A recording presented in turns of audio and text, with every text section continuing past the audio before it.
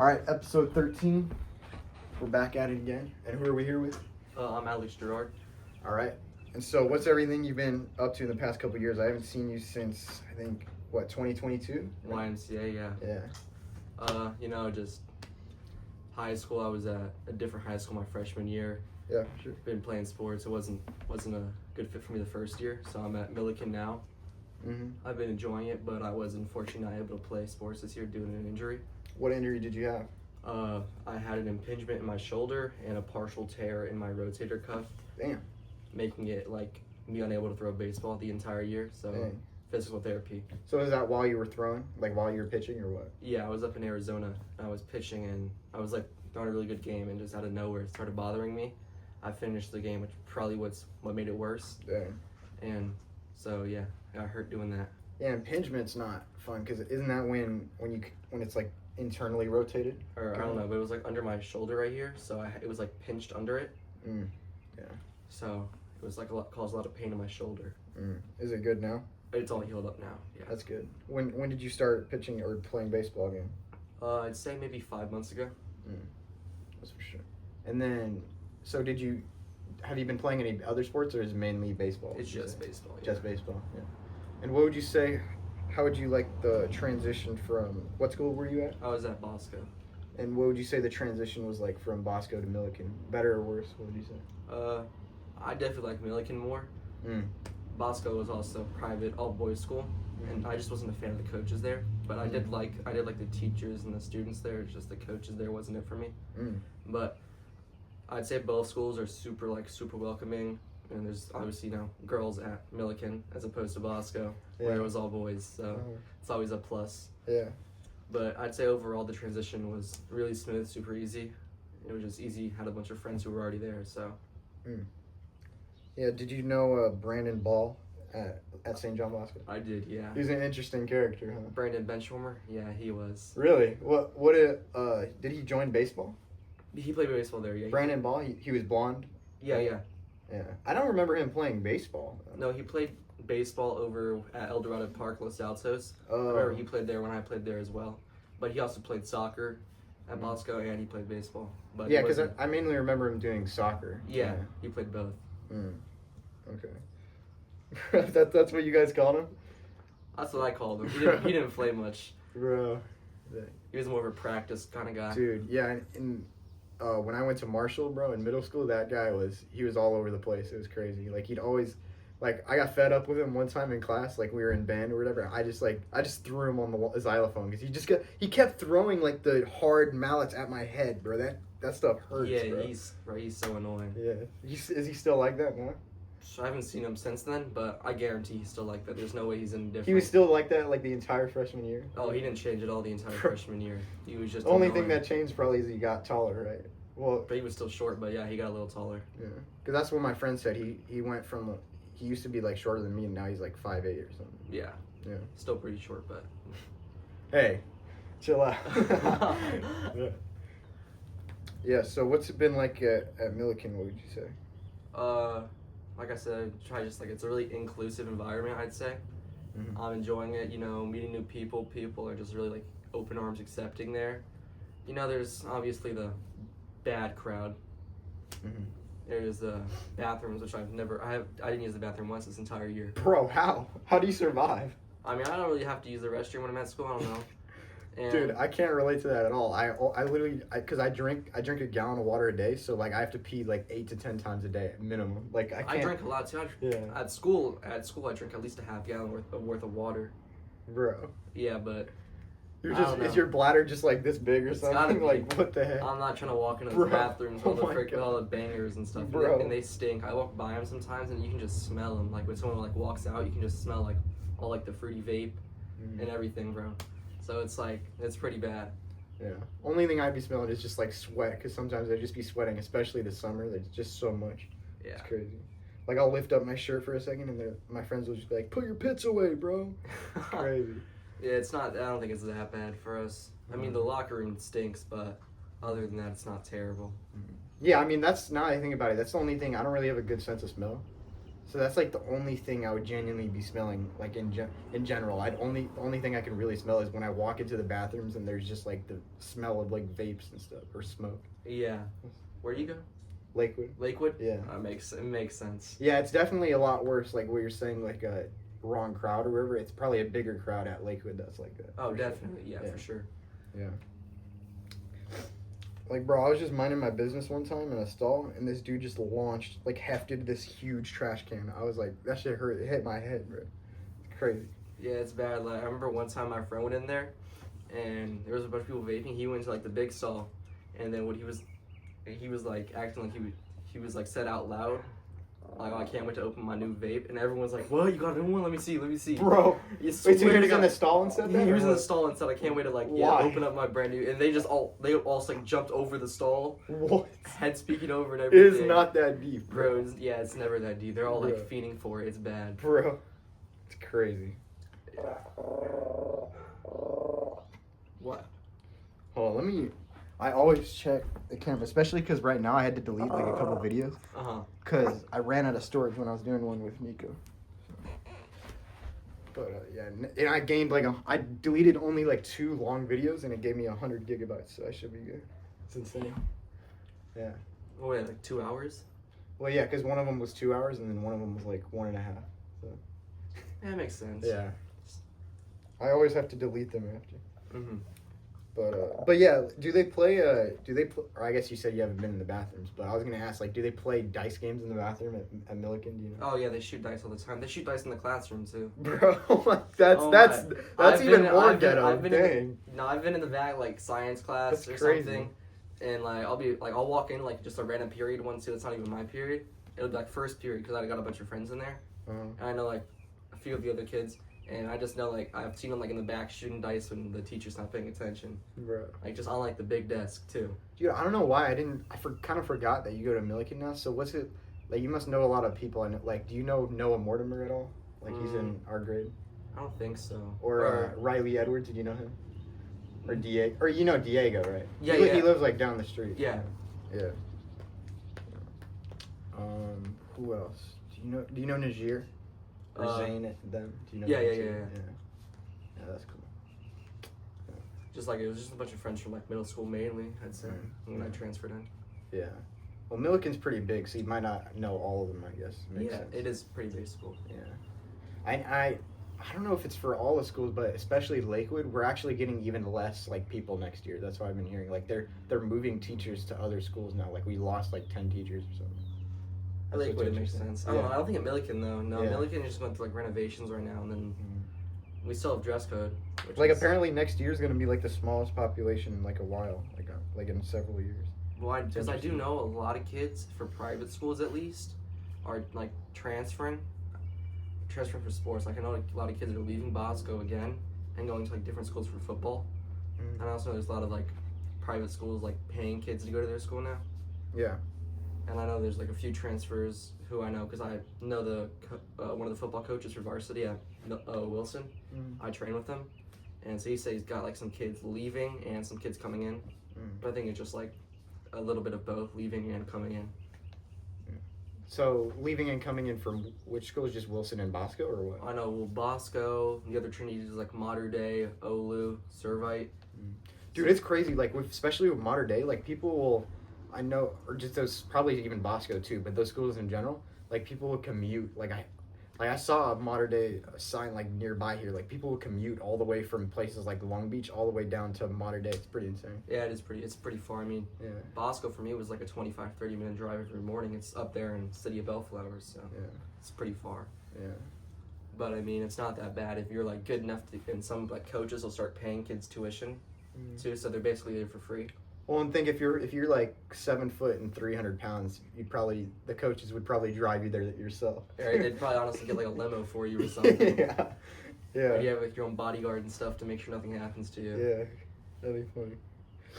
Yeah, do you know I think Joe Hamby? He went to like my middle school. I think he goes to Mater Dei or something. Do you know him? Joe Hamby. Do you know him at all or no? Juice Box? I have no idea. Oh, yeah, it's his like nickname for him. He's bigger, right? Yeah, he's 6. I think he's like 6'3" and 300, like pretty big guy. He's pretty big, yeah. And I do know. And then Easton Caseman too. He goes to like LaSalle. Have you like met him in baseball at some point? Maybe I don't know the last name, but I know a lot of Eastons who play baseball. I know. Yeah, I'd imagine there's a lot of Eastons in baseball. There's a pretty good amount of them. Yeah. I'd say I know at least 15 Eastons who play baseball. Because, bro, half the gear in baseball is just called Easton, I feel like. Or, like, a lot Yeah, of that's it. true as well, yeah. Yeah. But, what else? Yeah, what? Oh, yeah, so what's your opinion on Trevor, and what do you remember of the YMCA camp? Oh, with that whole situation? Yeah. I low-key forgot about it. I remember one Bro. time he texted me out of, like, nowhere, but I never responded to him. Like a long time later, or what? Oh, it was like, I think it was like a year or two later. He's like, hey, it's Trevor. Do you remember from YMCA? And I looked at the text. I didn't even respond to it. I'm not going to lie. Bro, I like how, I don't know, for I don't some know, reason. bro. I wasn't even trying to get involved in it that one time, but he kept following me around. What? When he said the N-word, or what? Yeah. It was like after that. It was like even before that. They were like beefing one of the classrooms or whatever. We were in there because it was kind of hot in AC. And he was like beefing with like a bunch of the black kids, right? And he was beefing with them. And like I was like not even trying to get involved, but he was just like standing next to me, and then I moved across the classroom, and he deadass just followed me. Like, Bro. it was bad. Yeah, I guess, I don't know why we just randomly, I think because I thought his name was Trevor or something, we randomly started calling him Trevor. But I guess that's good so we don't have to like name him or like leak his name or something. But, I forget, it was either like Trevor or Tanner. It was one of yeah, those. It was super second white. one. Yeah, it was that one. But yeah, it was funny. I remember when you like, I was looking at this old thing, like you texted me like, bro, you better come here. I don't want to be alone with Trevor the whole day. Was that what that was? I think it might have been that. Yeah. But yeah, no, it was bad. Bro, crazy. Yeah, and he got expelled too, I believe, right? Or from the camp, yeah, he got kicked out. Yeah. But I don't even know. I wonder how that kid's doing now. I don't know. It'd be funny to talk to him or something. I might still have his number, but I'm not gonna call him. I wonder what he looks like, man. Probably the same skinny white kid. Yeah. I'd assume. Unless Yeah. he put on a bunch of pounds. Yeah. But I doubt it. Yeah. There was some wild things I think that happened at that camp. It seemed like there was always some weird stuff. There was always, yeah. Interesting stuff. Yeah. It was a good time though overall. Yeah. I'd say. What would you say you liked about it? Ice cream truck. I'm not gonna lie. The ice cream truck was nice during the Dude, summer. he It was literally. hot. I don't know about you, but he literally passes by my house like at least once a week minimum. I Like, see he's him. I everywhere. see him in my neighborhood sometimes when I'm walking home from school. Mm-hmm. Cause I don't live too far from Millikan, probably like a mile walk. Mm-hmm. So I walk home and I'll see him like every now and then, like in my neighborhood. I guess I'm walking home. Yeah, he's just everywhere. Yeah, he's literally everywhere. yeah, it's funny.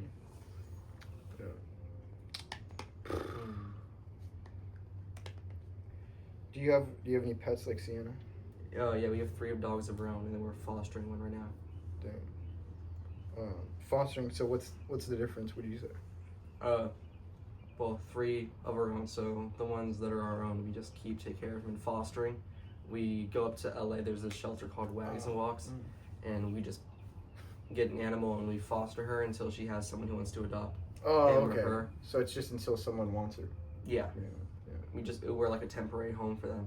Mm. So we do it a lot, I'd say. That's I think we have 2 of our 3 dogs are actually fosters that we got through them. Mm-hmm. And then you just decided to keep them. yeah, and then one of ours which isn't, we went to a breeder or whatever. Yeah. Got her there. But so yeah, she's super young. I think she's like 4 or 5 weeks the one we're fostering right now. Shepherd. Yeah. So she's really like really small. Yeah. I was curious. So yeah, does Diego? I don't know. I haven't talked to Diego much lately, but you guys play? Do you guys play together? Because you're at Millikan. Or what? I didn't play this year because of my injury. Oh yeah. But I do know like a lot of the Millikan baseball kids. Well, I thought you said you started playing again in February, but obviously maybe because like the time off that you had, you weren't able to like come back right, or you weren't able to like at least play. Is that what you're saying? Like, Yeah, it's because the tryouts happened at the beginning of the year, so I was already injured prior to the tryouts, so I just wasn't able to try out for the team. But I am gonna try out next year. Yeah. But I do know him and a bunch of the other baseball kids though. So were you still in practices like in the spring season? No. Were you just like mainly in the training room recovering or what? Yeah, for the most part, I'd say I was in the gym doing stuff. Yeah. What's your max squat, bench, and deadlift? Bench before the injury, It was, I think, 225. Dang. Squat. I couldn't do anything squatting because my shoulder either, but I think it was 3 plates. So what is that? 315? Yeah, 315. 315, and the deadlift was 365. And so, how much were you weighing at that time? I'd say about the same. Well, how much? Like how much? I'm 190. 190? 190. It's pretty solid. Yeah. I would say I've got a decent amount of relative strength, but I have bulked up like 20 pounds. I was 130 a couple months ago. Now I'm 150. Right, you just seem a little bigger. Yeah, I noticed that when I walked in. I know that you were pretty buff. I noticed that. Thank you. Yeah, I'm like on the road to 225. I'm trying to hit 225 soon. Even though I haven't really been doing like flat bench. It's mainly been incline bench. Like my push workouts are usually incline bench, overhead press, and dips. Those are the main things, like weighted dips. Yeah. And then, but once I hit 205 with incline, then I'll probably like shoot it for flat, because that's like overkill. Like I feel like your incline is always going to be less than your flat bench, just because I feel like it's just so much harder. But I think 205 is a good proportion where I'll be like, I should be able to do 225. Oh, 100%. Yeah. Yeah. Yeah, I can do like 205 on incline now. It's not super easy, but I'm saying that'll definitely translate to 225. It'll definitely translate bench. to 225 on a flat bench. 100% it will. Yeah. And I guess weighted dips has been like the alternative I've been doing to flat bench, because just flat bench is not. And I'd imagine for you too, you probably suck, because it's like not that easy on the shoulders too. I had a collarbone break like last year, and I just know in general, like over time, a flat bench is not the easiest on your shoulders. Oh, 100%. Yeah. So that's why I've mainly been doing those. But yeah, so and at 225 at 150, especially at 15, is going to be pretty cool to do. That's really good. Yeah, and I'm shooting for 265 this summer. That's what's up. You should just go to 275, put the 25s on. I guess. Try for that. Shoot for it. Yeah. Maybe. I don't know. But I've been waiting to get a haircut until then. So as soon as I hit 225, I'm gonna shave off the sides. That's what I'm doing. All right. Yeah. I've been waiting. Yeah. But dang, 3.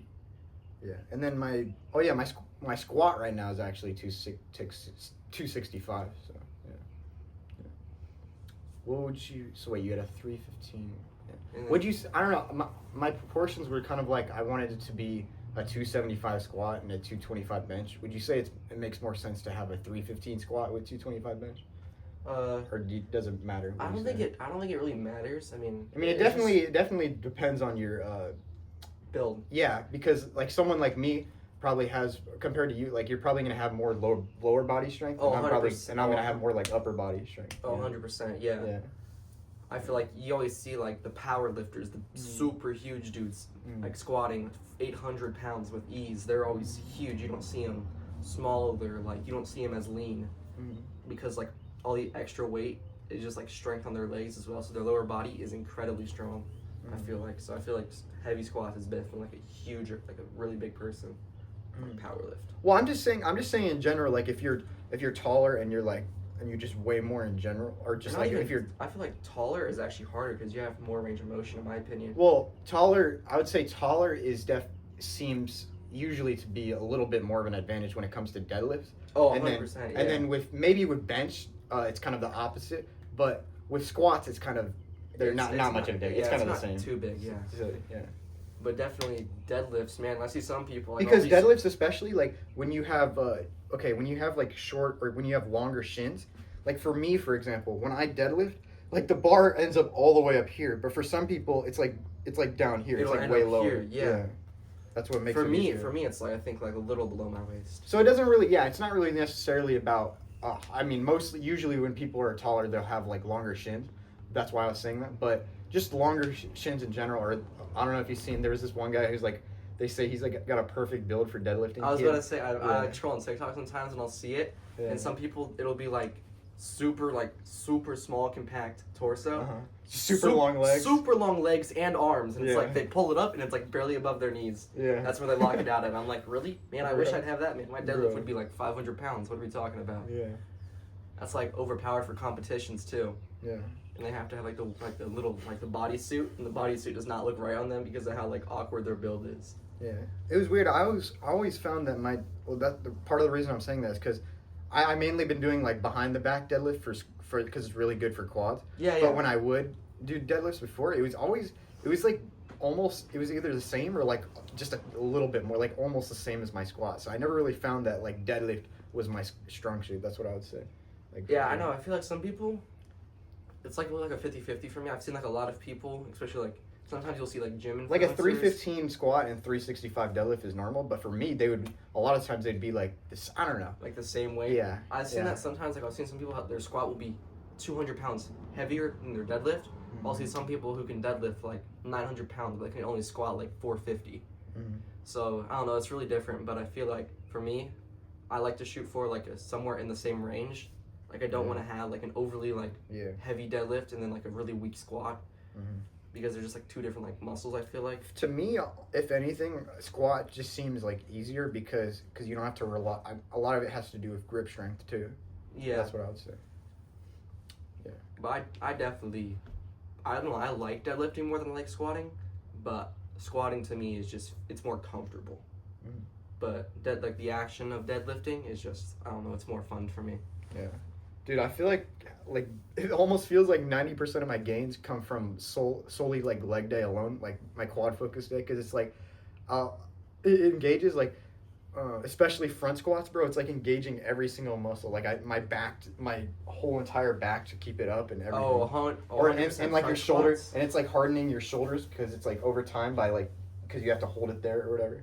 Oh yeah, it's insane. You know what I don't like? I don't like hack squats. Yeah. Well, I do. I guess it's technically probably not. It's just behind the back deadlifts. They call it like barbell hack squats, I guess. Yeah. It kind of mimics it, but that might be like, it definitely, that's an amazing exercise for me. Like, you feel it so much in your quads for them. Mm-hmm. But yeah, that's one I like. Obviously, it's not the same as hack squat, though. I also like, for legs, I like leg press. Yeah. On the machine. I don't know. Wait, so you don't like hack squats, but you like, well, what would you say your top like three actually? Well, what about squatting? Like, do you do any front squats or back squats? I do front squats and back squats. Okay, yeah, good. As long as you're doing that, I would honestly recommend just hack squats. I don't know, probably a little overrated, but they're not terrible. I personally think leg press is not really that good because I don't know how much. I haven't really done it that much, but I just know that usually when people are doing it, it's just you could put twice as much weight as a normal squat. To me, it just doesn't.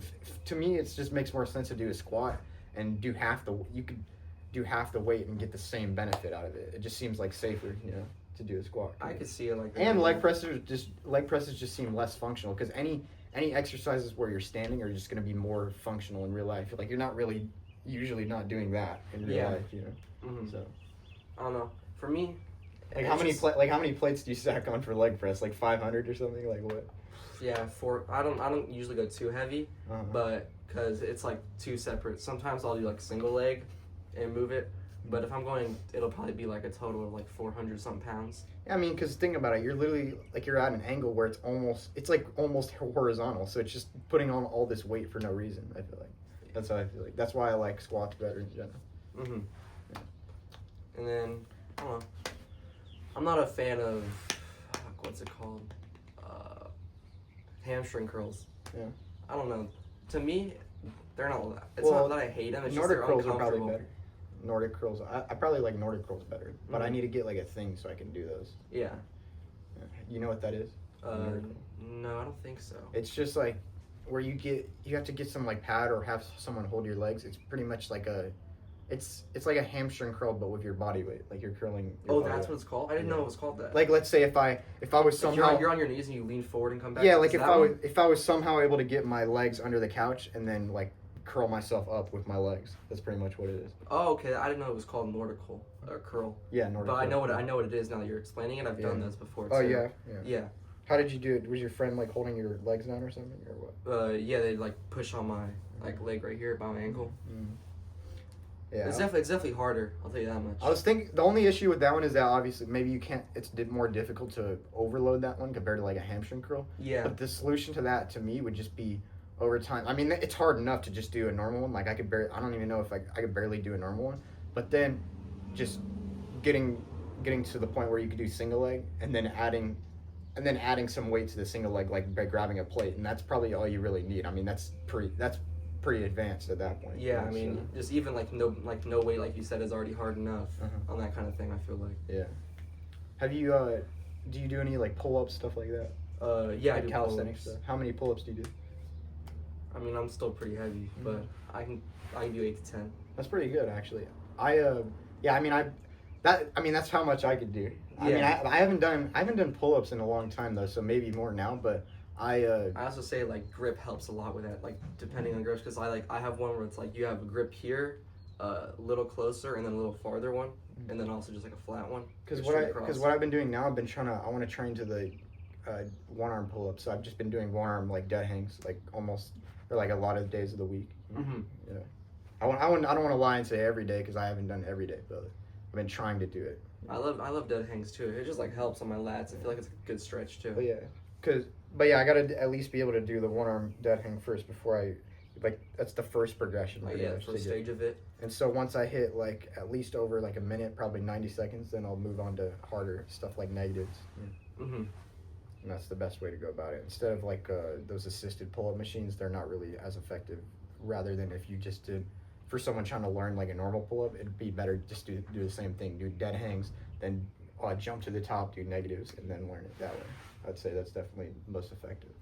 What about bands? You think bands are good too to help? Well, bands are good too, but they're dangerous. That's the problem. Like, Yeah. I'm sure you've seen like all those videos online where someone's doing it and just boom, like it just slams in their face, like when they're doing it. I mean, as long as you're under control, I'd say if I ever use a band for like an assisted pull-up, because I've already done so much, it'll all be here, and my goal is to do this, to put my other foot under it, just to secure it. I'd say that's probably like how I go about it, just so it doesn't snap and hit me or come up. Yeah, I just think I think my dad had some bands before, but I just think the simplest way to go about it would just be the progressions. Well, yeah, I mean you can progress pretty easily without bands. I would say, I mean you could just, like I said, dead hang. Anyone could dead hang at least a couple seconds, and 100%. And they could just do that until they get to like a minute or 90 seconds, and then once they could do that, then they'll be able to do negatives, and then by the time you could do like 10 to 15 like clean negatives, then if anything, just try to do some like partial ones, and then pretty much you're good from there. Like 100%. Yeah. I mean, other than that, I mean, by the time you get to 15 of those, you should be good. Yeah. Apparently, most people can't. I don't think most people can't even do one pull-up. Apparently. Yeah, I think the average is like one. I don't know. I feel like a pull-up really isn't that bad. Well, I don't know. It was definitely difficult, especially when I first. Oh, when you first start out 100%, it's hard. Yeah. Because it's just like it's new. I mean, it's way more difficult than like a push-up. I feel 100%. like one pull-up is probably at least for me like five. I was push-ups about to say like 5, least. yeah. At least. Or I feel like it's that hard. Yeah. It's like doing 5 straight push-ups. Mm-hmm. But I don't know. For you, what's easier, chin-up or pull-up? People always would say that the chin-ups are easier because you're having more bicep activation. Yeah. But that never really made more sense to me because your back, I would think your back's supposed to be stronger than your biceps. Yeah. But with all that being said, they were like the same strength. Like I never really had any difference. I feel like I can do like about the same amount of each. Yeah. Like you definitely get a little less tired, in my opinion, from a chin-up because of the biceps, so it's less tiring on your back. But I feel like I can do about the same reps for each. Yeah. Do you know any guys who are just like jacked out of their mind at Millikan? At Millikan, yeah, one of my friends, her brother is just fucking huge. I'm talking like he is giant. Yeah. I'll see him walking around. Is he like this? He's huge. Like he's what 6'2", 6'3", probably 215, 220, and he's jacked out of his mind. Yeah. I mean, he's got he just walks around with not even any kind of pump. And he's just got veins upon veins, even on his calves, bro. I walk and he's got calf veins, and I'm like, what? Bro. Like no one has that, but no, he's just got skinny people have it, but I mean, he's not skinny in the slightest. He's jacked. I don't even know if I've seen calf veins in person. Yeah, he's the only person I've ever seen him on who isn't overly skinny. Mm-hmm. But I say he's probably the only person at Millikan that I know personally who's really jacked. I know there's a few kids because they offer a weightlifting class at Millikan for juniors and stuff. I just gotta check. Yeah. And I know for juniors and seniors they offer a weightlifting class at Millikan, which is just kind of like an extra class. So I know a lot of kids probably don't take it seriously because of that, but I know there is a few kids that do take it seriously, and they're Wait, pretty because big. of what? What do you mean? Just because it's like an extra class, it's like a PE. Oh, yeah. It's basically like a PE, but it'll count as a what's it called? I don't know. It'll just count as like an extra class because you only need 2 years of PE. I know at some schools the weight room is like open like to everyone like during all hours. Is it like that at Millikan too? No. I know it was like that. My friend was doing that at Cabrillo, and I was like, how are you in the weight room in like the morning? Does he play sports? Well, he said he was just in. I don't know. It's hard to say. I think he said it was like open. He made it sound like it was open like at all times or something. I don't know. But I know at Lakewood it's not like that. Maybe it's like open at like lunch or something, but Yeah. I'm not over there at lunch. Yeah. Because I know there's the weight room. It's like right next to the football field. Yeah. And they usually don't let anyone over there by the football field at lunch. Mm. Just because a lot of kids will like, they don't have it open unless you're in a PE class usually because kids will skip, or like, and there's like the little booth up there, and a lot of times kids will just like open that because they leave it unlocked a lot of the times. They just don't like kids over there. Yeah, I honestly wish, especially if I didn't have a squat rack like I do. I'll show you later in my backyard. But yeah, if I didn't have that, it'd be annoying because the only free gym, at least in like the summer, they don't even have it the rest of the year, is like Planet Fitness. And Planet Fitness only has machines, which machines are not anywhere as good as free weights, I would say. Oh yeah, I'm not a big fan of machines like the Smith machine. Because just when it comes, specifically when it comes to daily life and especially like athletics, you're not going to be in a fixed range of motion when you're running or doing anything like in athletics, I would say. Yeah, and also I don't know. I feel like Smith machines are just so weird in my opinion. Yeah. They just feel different. Like if I was to go bench on a Smith machine or squat on a Smith machine, it just because like it's also like when you think about it, it's on a slight angle too. To me, which feels like a little weird. It's like a little tension. Like it's like a little restrictive in my opinion. Mm. So yeah, I just prefer free weights. But I mean, it's still free over the summer, which is nice. Yeah, It's definitely nice for like high school kids. Yeah, for sure. I mean, if I didn't have the equipment in my backyard though, I would still, instead of going like to Planet Fitness, I'd rather just definitely get like, you could get like $30 gymnastic rings online and then work up. I was actually planning to do this, but then I'd gotten a pull-up bar. I didn't realize you could just get some gymnastic rings, throw it on a tree. Yeah. I didn't realize you could just do that and throw it on a tree. I got like a $200 pull-up bar, which is not that bad, but still, rings are better, especially on your joints anyway. But yeah, you could just do, instead of going to Planet Fitness or something and using machines, you could just get super good at calisthenics, do like one-arm handstands, one-arm pull-ups, all that kind of stuff with just rings, and then be chilling. You don't have to go to a gym or Planet Fitness or anything. So. Yeah, but I feel like calisthenics are a little more like different than if you were to like go lift like heavy weights and use machines. And I feel like they're like a little different like body goals when you do that. So I feel like calisthenics, like even if you look online, you see calisthenics people, they're a lot more like thin, I would say. Well, a lot of it, shredded. it all really comes down to diet. I could get as big as I am doing calisthenics if I just ate the same way. Yeah. I mean, it really just comes down to that. But I think the best both worlds is what the training I do. It's like hybrid. It's a mix of just normal weightlifting, but only just like using barbells and stuff, but also doing like weighted calisthenics, like weighted dips, stuff like that. It's pretty good. Mm-hmm. Yeah. And I also think it comes down to like a mindset kind of thing too, because like I know football players, they want to be in there and they want to be moving weight, like they want to be moving, like, even if it's just a machine or something, but they want to be like moving weight. They don't want to be doing weighted dips or pull-ups. Because I know like a lot of football players I hang out with, they always talk about like their like deadlifts, their squats, like their bench PRs. They're like, well, yeah, that's the cool thing about calisthenics, and especially weighted calisthenics too, is the fact that you have relative strength. Whereas if you just have a lineman, he squats like everyone else. He squats 4 plates, whatever. It's just like, it's like, who cares at the end of the day? You're like, the more relative strength you have, the better athlete you're going to be, because you're going to be able to. Just more movement in general is just going to be easier. Oh, 100%. Yeah, I agree with that 100%. But you're just going to be faster and everything. Yeah, it just comes down to mindset at the end of the day.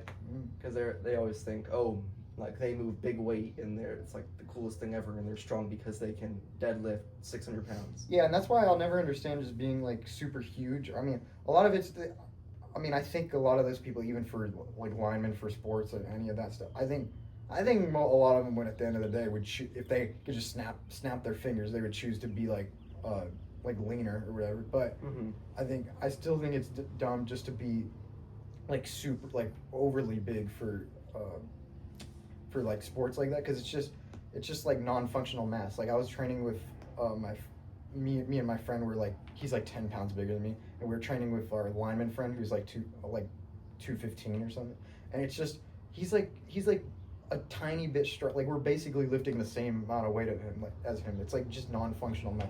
Yeah, it doesn't really do anything, and or the little it doesn't really help you that much. Because let's say someone who's like 220, like a powerlifter. Let's say a powerlifter who's like 220 versus a powerlifter who's like 300, who wants to go for the world record like at all, or the actual world record like heaviest ever, versus someone who wants to do the heaviest at his weight.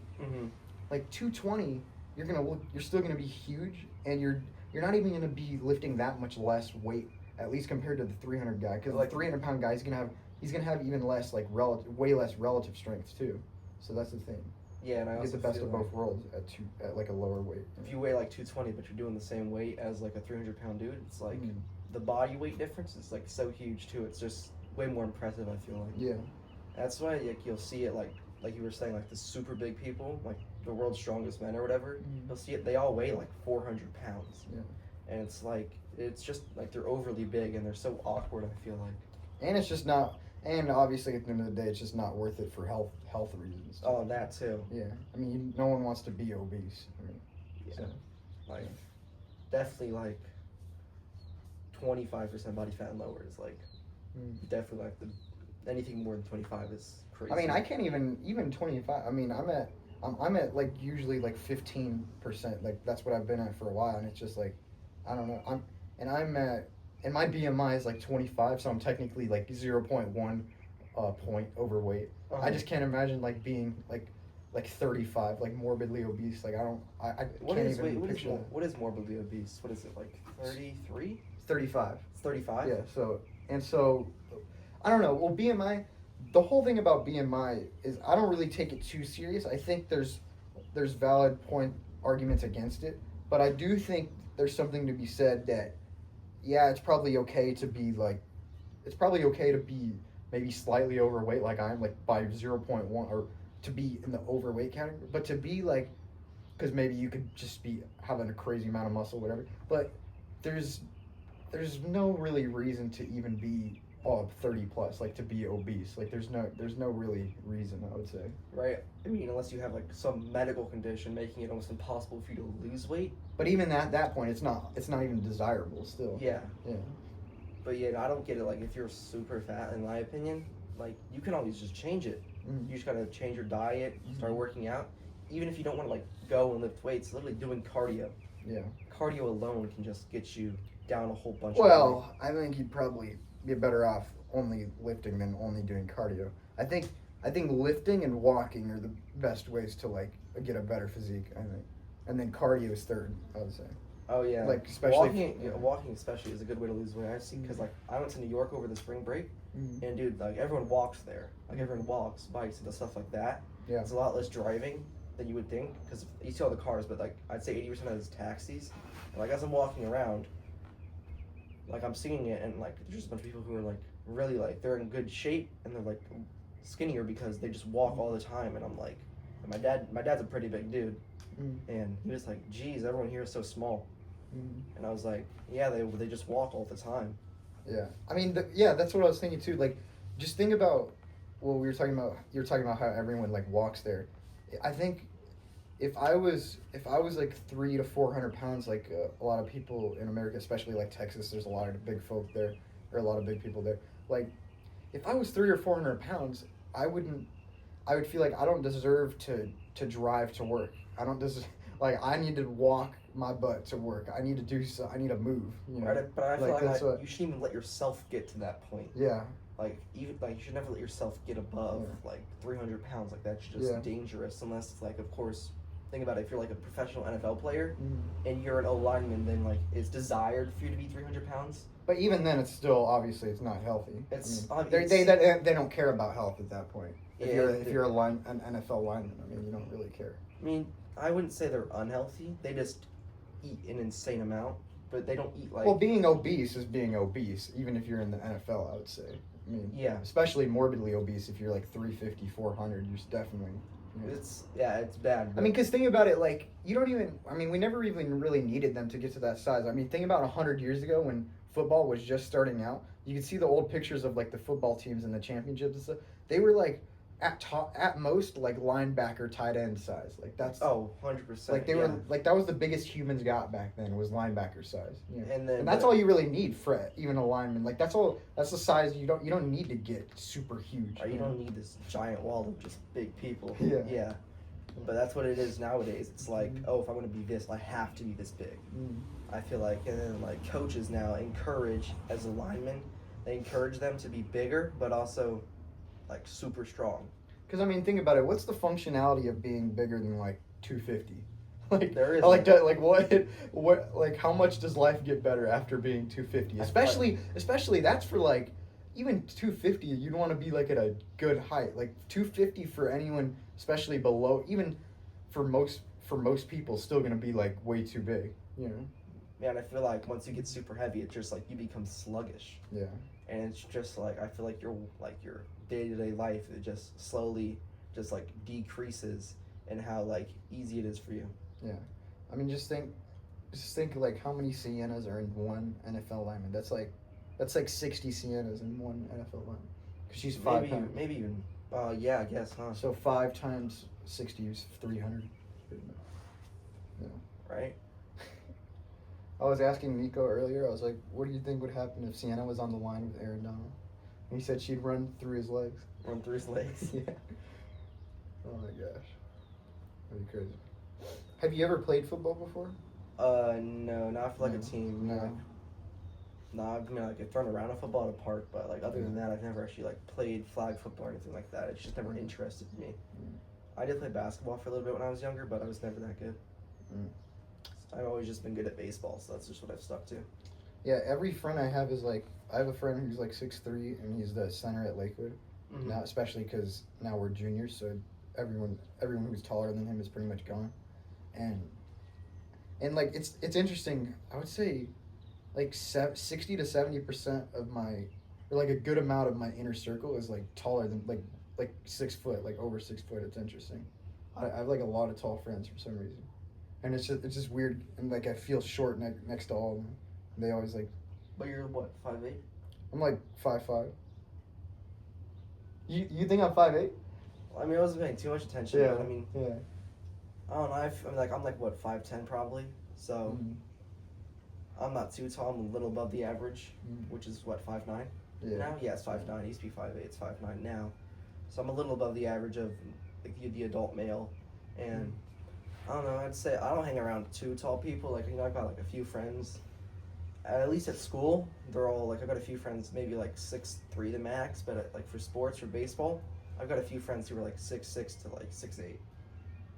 6'8"? Yeah. Bro, what? They're my age. What? Yeah, they play baseball. A few that are 6'6" to 6'8". Yeah. Bro, what? Like at Millikan? No, not at Millikan, just like on my travel team. Oh, okay. Yeah. I know there's a few tall kids at Millikan too. Like, I know there's one kid who's like, I think he's like 6'7" or something like that. And he 6'7". All right, really? Yeah. I knew you were gonna say something like that. Bro. But no, yeah, there's definitely some tall people. I don't know them, but I've seen them around. But dude, I have an uncle who's like 6'7". I wish he was like, if he was blood related, bro, I'd be like tall as that, like actually. Oh yeah, I have an uncle. His name's Too Tall. So we call him. He's like 7 foot something. Actually? Yeah, swear to God. Bro. But no one else has it. He's the only one who's that tall in our Where family. does he live? East Coast. Oh. I don't know where. I haven't like talked to him in forever, but I only found out about him one time. That'd be a crazy pod episode with 7-footer. Yeah, like I only found out about him literally last year as a freshman. Like we never mentioned him or anything. My parents never mentioned him because we don't like talk to him too much anymore.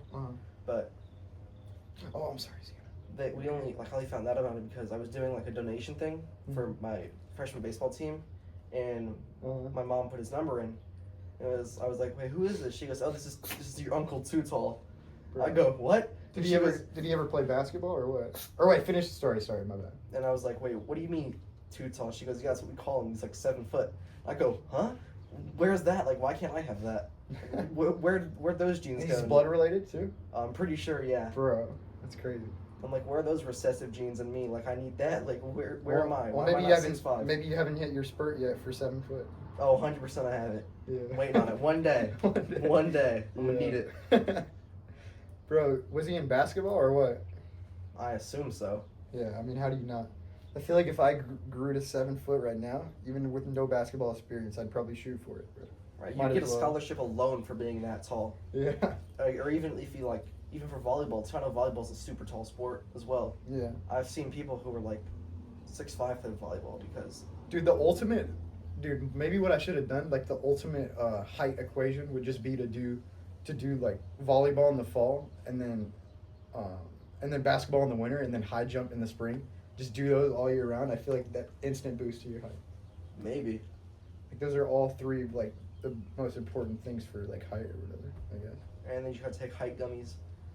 I've been seeing those in the TikTok shop, and I'm not buying them. I've never seen that. I used to see them like a few years ago. It's like, if you want to get tall like this guy, it'd show like a picture of like LeBron or something. I always see like Rose Sparks or like ED pills or something. It's like no, I always weirdest see thing. I see L-carnitine on there a lot. Or like you seen those like bro, like Polybuzz AI, bro. I always get Oh an my ad god, for it. yes, bro, it's so bad. I'm like, It's so dumb. I instantly just scroll and I literally like block it.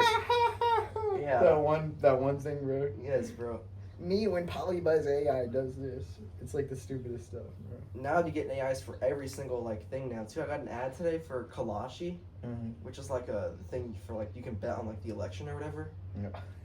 Wait, what election? Like the governor election or what? No, like any kind of election. Like it was like people were betting on it during like the Trump and Kamala Harris election. Last year. That's how I found out about it. And it's like a legal like betting website for like anything. You can literally bet on like anything. Yeah. Like I swear to God, like I can go on there, I can Bro, say anything. my uncle introduced us to Grok AI like last weekend. The Twitter? Yeah, but you don't have to have Twitter. It's like an app. You could have It's an app? Yeah, you can have like I got it too. I tried it out. It's like Grok AI. It's just on an app, and I think it is the Twitter AI though. It's like by Elon, I think. And Yeah, I see it, and I'll go in the comments. And bro, it's like it's actually wild because he asked me like what kind of girls I like or whatever, and then he just put it on there. He put like black girl from the South or something, and then it did like the accent and everything. And, I was just like flirting with it, bro, in front of the whole family. It was just hilarious. It was hilarious, bro. One of these? Nah, I'm good. Alright. I've actually never had gum in my life. Really? Yeah. Oh. I've just said no every time for some reason. Especially because I was always like picky as a kid, but now I just can't. I just don't because I haven't had sugar in like 4 or 5 months. I don't think this one has sugar. Yeah, this one has no sugar. Wow. And it's 5 calories too, which isn't bad. Yeah. But yeah, I'm not a big fan of sugary gum because I feel like I want to spit it out in like 10 minutes. Yeah. But a lot of people like it. I don't know. I just like chewing mint gum. Mint gum to me is a vape to people who vape. Yeah. Have you seen the there's like the jaw gum too? Have you ever seen any of those? Yeah, I have like the super like hard to chew gum. Yeah, I've seen that too. That's where I see like you can find everything on TikTok now. Yeah. I don't know. I'd rather stick with the steak for jaw gains instead of gum. Right, steak is so much better. I love steak. Yeah. Yeah, I'm gonna try to. I might get some propane today. I haven't grilled in a while. I have a grill in the backyard. And what I'd always do, I'd like saw off wood, or I'd like cut off wood in the backyard, or wherever, like some branches, and then put it in the smoker because wood chips are like super expensive, like especially to replace them every time. And so I just use that. It's free. Like we have orange and avocado trees. It's like perfect wood for grilling. Put it in there. Put a steak. I'd put a steak on the top rack so it takes even. It's like slow cooking it. It's just amazing. Cooks it with the smoke. It's awesome. My dad just bought one of those, like, we have a grill, and then he bought, like, one of, like, the flat stoves or whatever, for, like, outside. I don't know, I forget what it's called. Yeah. But, and he was just, like, out there, he's cooking up, like, eggs on there, sausage, bacon, steak. Oh, wait, flat stove. It's the, a girdle, right? Or something like that, yeah. A girdle. It's like whatever they had, you know, like in the restaurants they have, Yeah. like. Yeah, like a griddle or girdle, one of those. Something like that, yeah. And we just bought one of those. And He's out there. He's not. He's out right now. He's in Kansas City for some work. My brother's out there too. One of my friends actually gonna go there soon because they have like a house in Kansas City and he's gonna go there I think this Tuesday. Yeah, they're out there and then they're gonna go to Omaha for my brother's tournament there. Yeah. So they're out right now, but before we've only had it for like 3 weeks I think now, and he's just cooking out there at least like 3 times a week. What made him want to get it? I just think cooking. Literally, he just loves to cook. Yeah.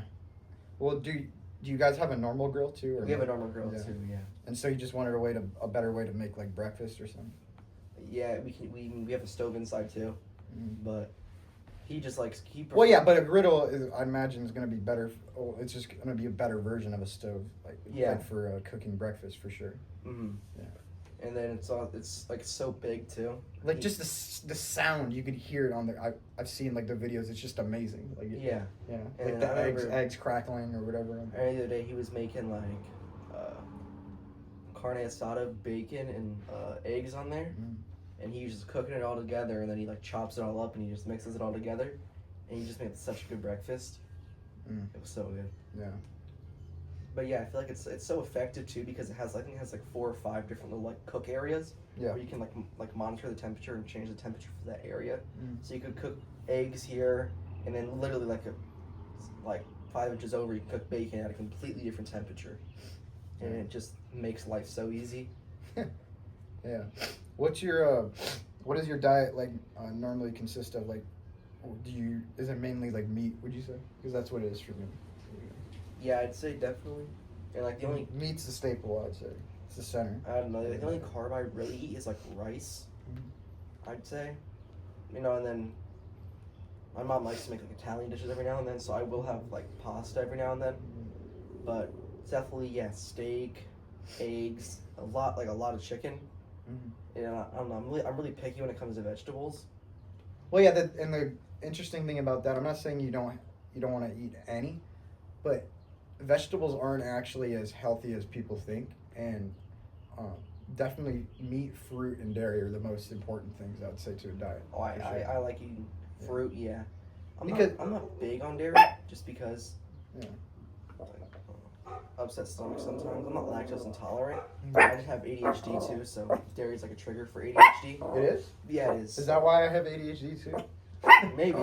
Dude, I drink. I know gluten and dairy. Dude, at school, because I was bulking up, I would drink like 10 to 14 milks like a day at school. Like, I would just down them at lunch and nutrition. I'd have my friends all give me milk. Oh, that's what I said. You just ask for it? Yeah. Yeah. And you grab multiple.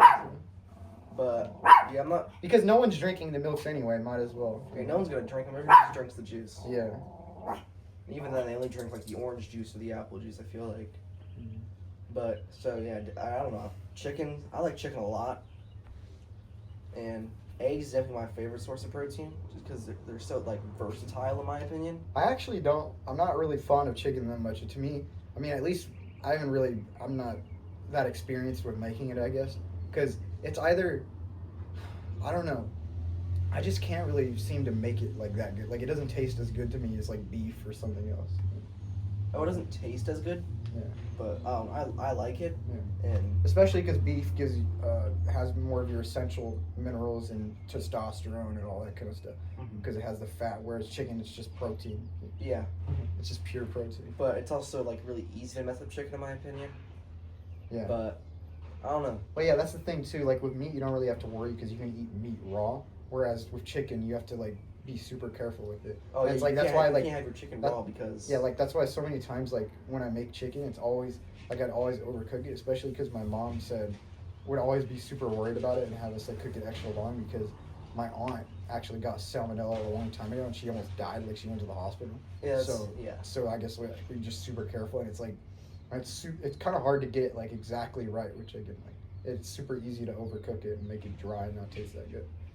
Yeah, it's how it was for me at the start too. When I would make it, I was so scared of getting salmonella, or like it being raw or something that I'd I'd overcook it like so much. And the thing is, I feel like over time you just get better. And the thing is, it goes bad like so easy. I feel like you could leave meat in the fridge for like a week or two or whatever, and it's still good. Whereas if you leave chicken in there, even if you cook it to the max, like it's still like I left chicken in there for like maybe a week or two, like max, and I knew it probably wasn't gonna. And it didn't look terrible. I cooked it to max. I cooked it like fully, and it still like messed me up. And that's like, whereas with beef, I've left it in there just as long, and it's never done that. So I feel like we're just more meant, like beef, we're just, or meat in general, like we're just more meant to eat compared to like poultry or fish or just whatever food it is. Like meat, we're meant to eat meat. That's what I say. Yeah. I definitely like meat being in the fridge for longer, 100%. And then chicken, I don't know, I throw it out after 3 days if it's not eaten, just because I don't want to eat it after that. Yeah. So you'd say the countdown is just literally only 3 days? I'd say for chicken. 3 to 5. 5 is the longest I will ever let it go in the fridge. I mean, but because I had it probably it was probably only a week, and then it messed me up. It was bad. Yeah. Like it hurt. Like my stomach that night, and I don't know if it was the next day, but I know at least that whole night it was like it was an insane pain. Yeah. Like I don't. Yeah. Stomach pain is definitely the worst. Yeah. Well, and a lot of people. Well, the interesting thing about that too is like a lot of people have self-induced stomach pain. Like they have stomach pain that's so easily solvable. It's just because so many people eat fast food like every single day, and they're just their diets are so messed up or of course if you're eating McDonald's or Taco Bell, you're gonna develop some weird stuff, or you're gonna have stomach pain. Definitely. How often would you say you eat fast food? Almost never, if I'm being honest. That's good. But I don't know if I don't even know if I eat fast food. The only fast food I really eat is like In-N-Out. I've never had McDonald's. Oh, I think I've only had Wendy's. Dude, low key, I had McDonald's once when I was a kid, and it was my dad was forcing me to eat like a McDonald's burger. I had to eat half a McDonald's burger for us to go to Legoland. I was a super picky kid, and I did it. But the thing that sucked about it is that when we went to Legoland, I didn't even bring my swim shorts, bro. So it was like boring as hell. So, but I think the only thing I've ever had from McDonald's was like fries. That was it. But I didn't even order them, so like. And then Wendy's, I've had like once, only because they made us order. Because we went in there, we asked for like 50 straws or something for them, because we looked it up online, where they have like super strong straws or whatever. It was like 8th grade, we were doing like an egg project, and so we had to build like something to protect eggs using like straws and like tape or something. And so we went in there and asked, and they were like, "Oh no, you have to order something." So we just ordered like spicy nuggets or something like that. And then I don't know. I've never had Taco Bell, Del Taco. I'll pull a look up. I've never had it. I've had Taco Bell, but only because it was like in this youth group I did like a long time ago, like with a couple of my friends, and it was honestly one of the reasons I kind of didn't really want to go to it anymore, because it was like the worst of the worst. I mean, it was always Taco Bell, and the thing I never understood about Taco Bell is like, it's just not even appetizing to me, and I could make tacos at home that are probably cheaper, and they taste like 10 times better. Like Taco Bell was always like a solid like 5 out of 10. Like it was never really that good. I feel like homemade tacos are definitely better, but I don't know if you can call it fast food, but taco stands on the side of the road. I actually be going to those. I've had it like maybe a couple times, once that I can remember, and it was good. Yeah. I'd say it's good. If I get it, I'll get like a meat platter or something. It'll literally just be like straight meat. Only thing those Mexican stands or whatever are missing are cheese. They're not American. They're not Americanized. I just love. They have cheese. The ones that I go to. Yeah. Yeah, they can make you they make you burritos. Because a lot of people think, or quesadillas. especially like Mexican friends I know, they think like it's like weird to have cheese in their tacos or whatever. I'm just like, you're just not Americanized yet or whatever. I don't think it's that weird. I don't know. It's the best. I guess maybe I've never been to Mexico to have like a real authentic Mexican taco, but I'd say the ones on the side of the street are pretty authentic. Yeah. Right? But they're taking away my... Well, that's what I'm saying. I was saying they haven't been Americanized yet to have the cheese.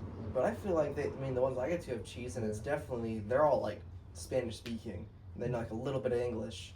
So it's like, and I'd say a lot of them actually come from Mexico too. So you can have a conversation with them a little bit in English. And you can find that out. But yeah. Dude, I have like almost like PTSD after I lose footage, bro. It's insane. Because I lost footage when I was doing one with my little brother. And, bro, it'll be a good conversation, and it's like, oh, I ran out of storage, or the phone died, and it's like, bro. Right, and the part it'll have is like not the great part of the conversation. Yeah. Or like Or it's it'll like cut it's off, like, it's mid- the first 10 minutes when you're just getting like warmed up like into the conversation. Yeah. That's the only part you have left. It's like, bro. or it's like it could be like in the middle of a good conversation, and it's Yeah. like, oh, you're done. Yeah. And it's like as you're getting to the good part too, Yeah. and it just cuts off. Yeah. Crazy. But yeah, no, I just say fast food. No, I don't really eat it. I might. Well, how old are you right now? Are you about to turn 16? I just turned 16 Yeah. this month. I turned 16 on the 7th. Oh yeah, I think I told you. Yeah, Happy you birthday. told me happy birthday. Yeah, that's When is good. your birthday too? Because August 20th. 20th. All right. Yeah, August 20th. Yeah, I might do like a birthday pod or something with like 20 people. I feel like that'd be cool. Oh yeah. Yeah. But it'd probably be like a beach one or something. But that's what I was saying because I can't.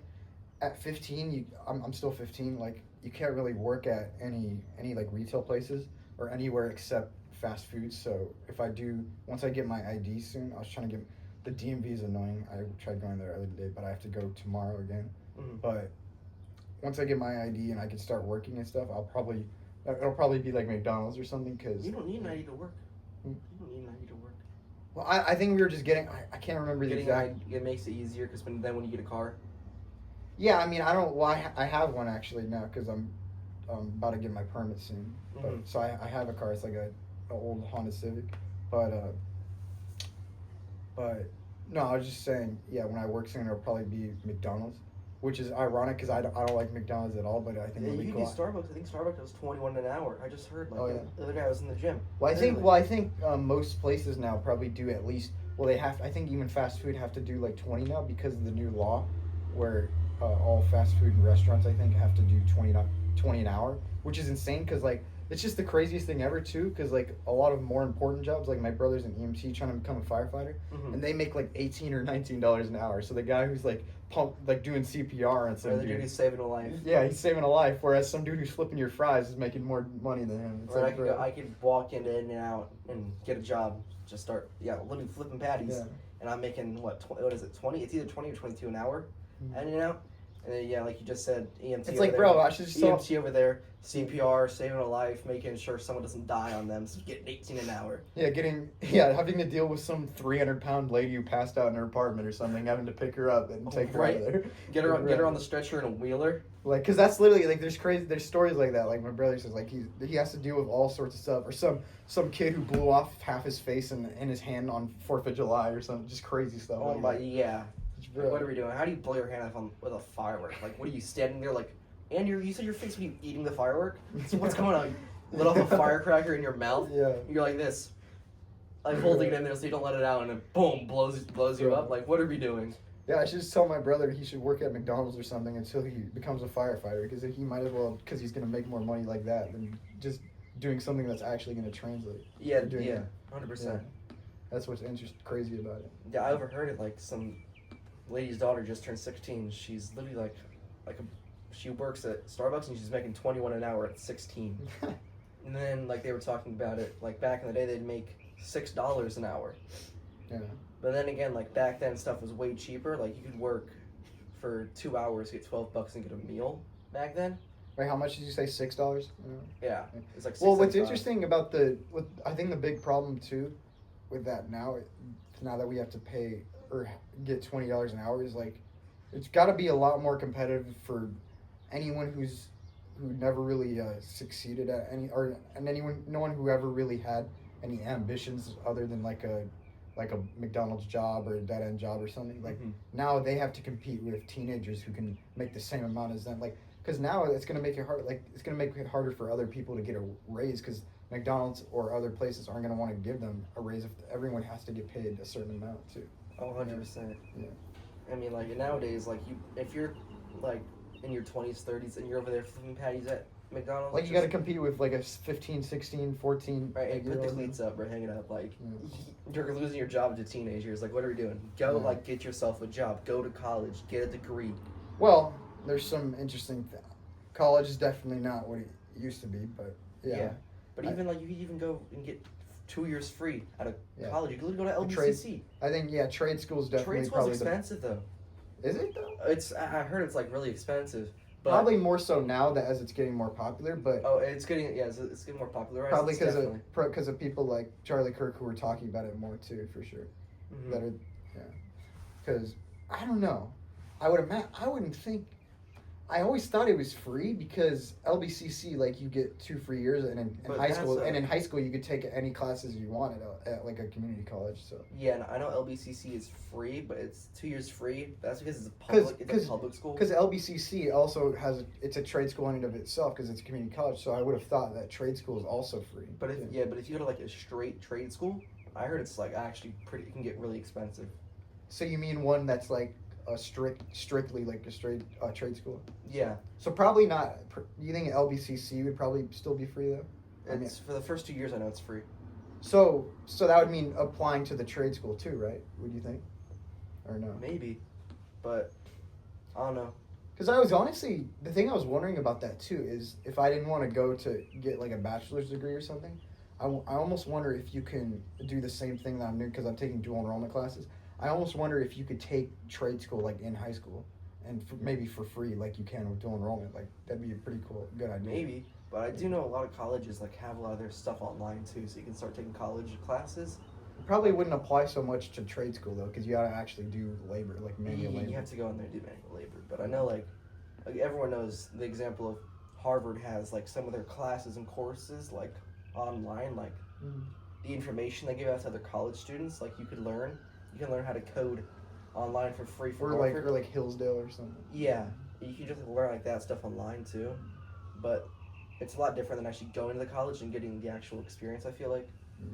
But yeah, the issue just becomes the quality of the colleges over time, and then it's just combined with the price. It's just I don't know. I mean, and you got to talk about the dropout rate and all the different things. It's definitely not as worth it for most people, I'd say, anymore, or a lot of people anymore. Yeah. And it's also nowadays, what is it? 80% of the people do business as their major too. I think that's what it is. Like in the U.S., is 80% business. So it's like actually, I don't. That'd be a crazy statistic if that's true. I swear, I think it is. But now you have to go in there, and a bunch of kids are now doing business. Yeah. And now you have to like compete with that. Well, what do you mean? What's like the negative with 80% doing business? Like, what do you mean? It's just now if everyone, think about it, if 80% do a business and 80% graduate with a business degree, now there's just all these jobs that are getting filled up, I feel like. So I feel like if you went into like a different kind of field, then there'd be like maybe more open positions. I always thought I didn't think business was 80%. I thought it was a lot less. Business is, it's also the fact that it's a super easy major. It's like, I'm talking super easy. Because I feel like I don't really think it's, maybe it's a lot, but I don't think it's 80%, because I think you would see, I think if it was 80%, the campuses would definitely they would have a lot more buildings dedicated to business, I feel like. Like, I don't think USC or Cal State Long Beach, like, they're 80%, or like, obviously it wouldn't be a perfect ratio, but I don't think that much of their stuff is business. Like, I don't know. Or I don't know if it's worldwide, but I did see something one time on a video. It might have been that college alone was 80%, and I'm getting it mixed up. But I did see some statistics saying 80% for business of some sort. Yeah. And I also feel like just business it already is. It might not be 80%, but it is like the biggest major. And it's probably because it's really easy. I feel like it's really not that hard to get into business, in my opinion. And then there's like so many jobs that just that just branch off like the business segment. It's not that bad, honestly. And I did something this year for my English final, was a job interview. So my English teacher made up her own job or whatever. It was like some business. I had an interview for it. And I did sales, which was part of business. And I'd say it was really easy. There was like a few others like marketing and stuff. But I just know like business is definitely the biggest college major. I think podcasts are definitely going to be the future, because I think it's one of the only things, just any creative endeavors, are the only things that are not going to be overtaken by AI. Because I think there's always going to be a demand for human creativity rather and than like something opinion. And like also like an opinion you get on a podcast too is way different if I was to go, oh, ChatGPT, what's this? Mhm. Right, but if I was to watch a podcast and hear it from someone else and hear like different sides of it, as an AI will just give you like the one popularized opinion on it. Yeah, for sure. But so podcasts definitely, like you said, it's gonna be big in the future, and it's definitely getting bigger. Yeah. I've seen it, like people are just starting podcasts and being successful. Yeah. And it's something I think I've gone back and forth on before, the topic of following like a passion. I definitely think following a passion can be very beneficial, but for maybe even most people. But the issue, I would just imagine the issue for most people is they don't actually know what they're good at and what they enjoy. What they want. Yeah. Yeah. And so that's why following your passion might not be the best idea for a lot of people, because they don't actually have a good idea of what their passion would be. Mm-hmm.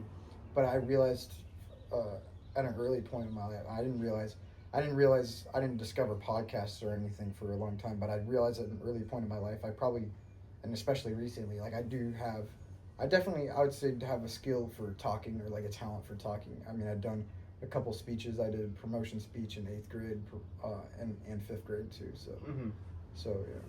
Yeah, people who like to talk, like you said, like you like to talk. I feel like podcasts is a great thing to do. Yeah. And apparently, like one of the biggest fears for a lot of people, even if it's not in front of a whole entire crowd. I mean, just recording like a podcast, like, or just talking in front of and even like a digital audience is just like one of the biggest fears apparently. Like 99%, like 90-something% of people like hate talking apparently. And I say that like, I think that fear, it more so stems of a fear of being judged. It stems off of that, because like you're sitting in front of a digital audience and you're like, oh, they're gonna judge me, or even you're talking in front of people, it's like, oh, they're looking at me, they're judging me, and I feel like a lot of fears literally just stem from judgment, like fear of trying something out like it's brand new. For a lot of people, like I know a lot of people don't want a job because they don't want to mess up and be judged or stuff like that, and I'd say it's the same thing when it comes to public speaking and stuff like this. It's honestly a great thing to do. Yeah. And if you can get out of that fear and get out of your comfort zone and stop being such an introvert and become a little more of an extrovert, I feel like it's just like way better for your lifestyle.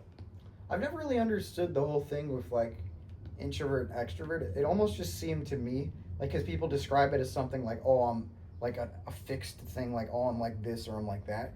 It always, to me, it just seems more of like a way of describing something. Like, it doesn't seem like something you're born like this way. Oh, 100%. Yeah, it's definitely not a fixed. Because I've had moments where I'm scared to talk to a certain person, or I'm scared to talk to people, and then other moments where I'm more engaged and like find it easier to talk to people. Like, I don't 100%. think, you know. I definitely don't think it's fixed. I've had stuff like that too. But like, I just was scared to go talk to someone or something like that. And there's been instances where like I don't even know the person and I just want to talk to them. So it's definitely not fixed. I think it's more of a situational thing. And then there's some people that will literally make that their personality. Like some people be like I've really seen videos online too, like day in the life of an introvert, and I'm like, what? Like that in and of itself is just calling. You're setting yourself up to be that when you can easily just change it. I feel like you're saying, it's a lot of it's just mindset. You're seeing yourself like that, rather than just seeing yourself like, I'm improving, like, just rather than just improving it, being like, I'm someone who's talking to people. I don't know. Oh yeah. Like, all it comes down to is just trying the thing, like practicing it. And like, I don't know, I don't feel like public speaking is that hard to do. I've never done it in front of a bunch of people. Like, I've done it for like my English class. We had to do like a speech or something. Oh yeah, that's a big thing too. Like, well, even talking in front of a class is super easy to me now. Like, that doesn't really even feel like it's not that bad. Yeah, for me now, it doesn't even feel like public speaking. It does. Obviously, when I spoke in front of like 1,000 people or whatever in my middle school promotion, that was a little bit. I mean, I felt it a little bit. A little nerve-wracking. Yeah, but then it's like. But I remember in elementary school, when we would do the group presentations and stuff, even up to now, like, people are like they're all scared and like silent and stuff. Where I would never understand like how people would get so scared. So I guess in that way I do have, I guess I'm more talented in that way, or I'm not. I guess you could say I'm extroverted in that way, where I don't have to worry about that. I was never really worried about that, but yeah. And especially like a big thing when people are scared, they start to like laugh or something, or like look at their friends and make excuses like that. Oh yeah, dude. Yeah, it's the funniest. It was like the weirdest thing. I'll never forget this one time in 7th grade where this girl I didn't realize it at the time. That's probably what that is, like a response to it, just being scared. But she just kept laughing about it, and that like made her grade go down. She was just like laughing at it and like calling her friend or whatever. It's just like, bro. But I don't know. I just feel like even if it's like a speech like that and you have like 3 minutes to do it or whatever, you have like a 3-minute period. Literally, you're up there for 3 minutes out of the hour and a half class period. It's like it's not that bad. Yeah, and when I did when I did the big one, or like the middle school one, or 5th grade one, whatever it is, right, where it's actually in front of a lot of people, like a big speech. It's just, I think what definitely helps is the fact that, I mean, I don't think people are gonna judge you all that, or as long as you speak with a loud voice, people aren't going to, a loud and strong voice, people aren't going to judge you all that much, or people will actually respect you, if anything, because like most of them are just too scared to do it at all, so they're just gonna, Right, that's the thing. Like, if you're scared to do that, you should never judge someone, because they're the one who's able to go up there and do it, as opposed to like, oh, I could never do that, and just look at it as they're able to do it, I can't. Like, why would you judge them for that? Yeah, it's probably the same thing with just creating a YouTube channel in general. Like, I don't know. But at the same time, yeah, I mean, I'm thankful not too many people. I think definitely bullying in general has probably gone down, like, especially because you had that whole campaign for probably a couple decades, just like trying to reduce bullying because it was pretty bad at a certain point, or maybe they did go too extreme to the other side. But yeah, I mean, I never really had anyone, at least, I don't know, it was kind of annoying because people would like ridicule it. I mean, they wouldn't like I don't know, I don't think they like insulted me usually, but yeah, I would say I never really got like bullied for creating a YouTube channel or anything like that, I would say. Or just people like are like insulting me. Yeah, just anything like that, I would say. Oh yeah, I don't know. I feel like creating social media because of the reason, like you were saying, if they're not like if they're too scared to do something like that, like create a YouTube channel, they're not gonna. It'd make more sense for them not to really like say anything, not to be like insulting or something. Right? It's not like, why would you make a YouTube channel? Like, you go make one, and like even some people won't even make like a faceless account. Like, I know it's so easy. You could literally just make like a video game account if you wanted to, and it's faceless. You don't even have to talk, and you can just post like video games on there. And even then, people won't even post stuff like that, let alone faceless with a voice. I know there's like a lot of people who are like scared to like post videos with their voice. I know that because I used to play video games a lot, and I'd be like in a community and people would like post videos, I know, and they just wouldn't post their voice at all because they were literally self-conscious about their own voice. Well, apparently 70%, I saw something like 70% of people hate their own voice, apparently. So. But I don't know, like, why would you hate your own voice? Some people go and they compare their voice to someone else.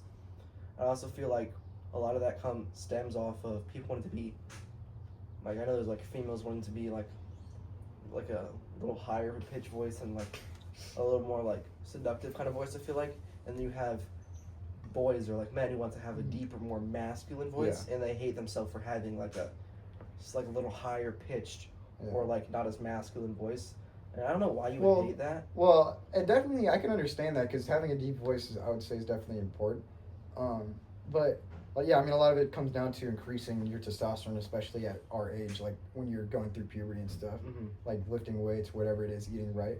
Like, of course, when you have some like skinny fat kid or whatever, he's just eating a bunch of junk food and he's not working out at all. Of course, he's gonna have a little bit of a higher voice. Even voice doesn't, like, I know you can literally do exercises if you wanted to. 10 minutes a day, if you really wanted a deeper voice, you could look it up and do. I actually thought about that. I mean, it'd be pretty cool to. I mean, I have a decently deep voice. Sometimes it's higher than others. It definitely varies, but yeah, I mean, it does. I guess it does command respect in the same way. Whereas, unfortunately, like the taller you are, the more respect you just naturally get. If you're like you're tall, it's like, oh, like he's tall, and boom, it's like an instant like respect thing. I mean, it's sad because it's not even. It's like almost everyone. It's like whether it's a conscious or subconscious thing. It's like, unless, which I'm trying to get taller, I'm trying to increase my height, but it's like girls will never really take me as serious as someone like my friend who's the exact.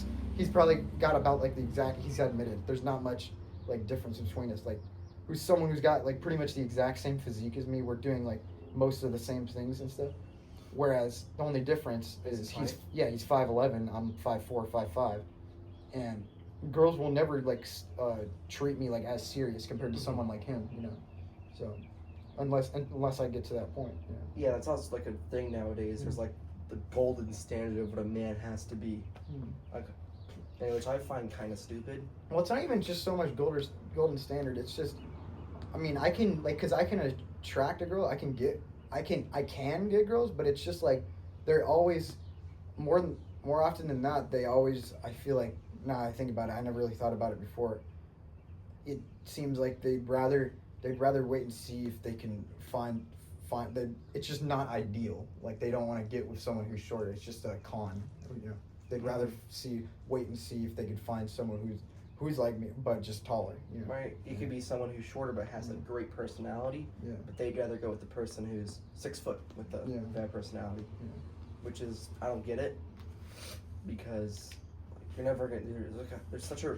Well, I don't know about so much about chance. personality. I feel like personality definitely, it's probably important. It's just the only issue I have with it is it loses its meaning. Like, too many of the wrong people talk about personality. They're like, I only care about personality. Like, no, I'm saying, obviously, what you're saying is, yeah, like someone who's 6 foot, they could, someone who's compared to someone who's shorter who has a bunch of just good qualities in general. That's the main thing. Not because I don't really like to use the word personality because, like I said, I think it kind of gets twisted and like overused, and where people just like I'm, like, I don't know. It just, yeah, it kind of just loses meaning. That's all I'm saying. Yeah, it's like a double standard kind of. What do you mean?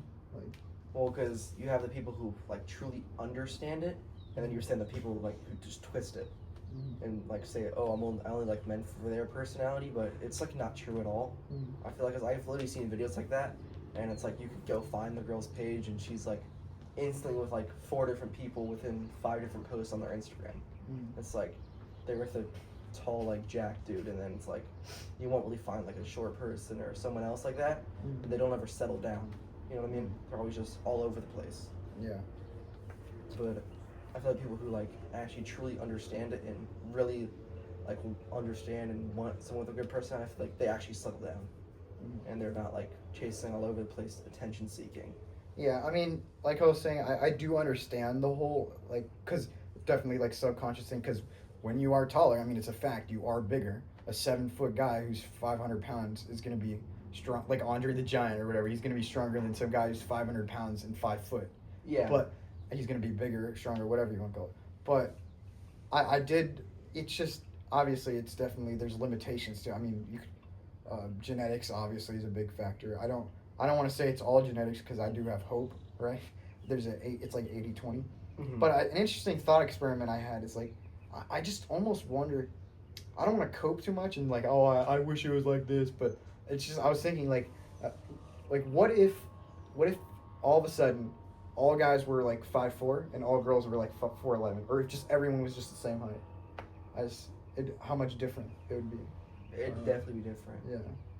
Like, I wouldn't, like, right now I can't think of like what it would be like, but it would definitely, I feel like it just change everyone's outlook and perspective on things. Yeah. 100% it would. Yeah. What would you say like the average height for like a lot of your friends is? What would you say? Probably in that 5. Well, I guess for like men or boys, it would be around that 8 to 6 foot range. I feel like I've got a few friends, like I said, who are like super tall, and then for females, it's definitely they're like 5'6" and shorter. Yeah. Definitely, because I think I have like one friend, and she's like 5'9". But she's like the only like tall female I really like know. Bro, dude, I knew this one girl who was like, I think she was either 6 foot or like 6'1", and I was like, I tried talking to her. I got her number before and stuff, and because she had asked me, she was like, I think she asked me if I was going to Winter Formal or whatever, and then I told her I was like, just give me your number, like maybe we could set something up or see. I never really went to Winter Formal, but yeah, it was just, I thought that was just funny though. She's like 6'1". That's the tallest. That's probably the tallest one I knew. The tallest girl like I know. Like I'm not like friends with her anymore because I don't really talk to her anymore. But her name was like Hannah, and her dad was an NFL player. He played for the Patriots, and she just got height genetics from him. Wait, how tall was she? She was like 6'2", 6'3". Dang. Yeah, she was really tall. Mm-hmm. And yeah, but she was the like super tall one I know, and then like the super tall girl I know now is 5'9". Well, and that's the reason why like, I don't really care like if a girl's like way taller than me, like 6, especially at the height I am now. I mean, it'll probably be less when I get taller and like grow older. Mm-hmm. But like I wouldn't mind being with a girl who's like 6'1", especially because I'm not like a scrawny. Like I've gained a lot of weight. Like I'm not like I'm still pretty big, especially at my height. But also yeah. I mean, it'd be cool if I'm with a girl who's like 6 foot or whatever. Then I don't have to worry about like my kids. I don't have to worry about my kids. Like they'll have like an easier life than like it'll be easier. Right, like I wouldn't mind being with someone taller either. It doesn't bother me at all. Yeah. Like if anything, shit, I mean they could be 6'4". It's just the only issue is maybe that one she probably didn't care as much, but like a lot of them, even if they're 5'8" and they're only a couple inches shorter than me, I feel like that definitely, like whether it's girls that rejected me or whatever, I think that definitely played a role too.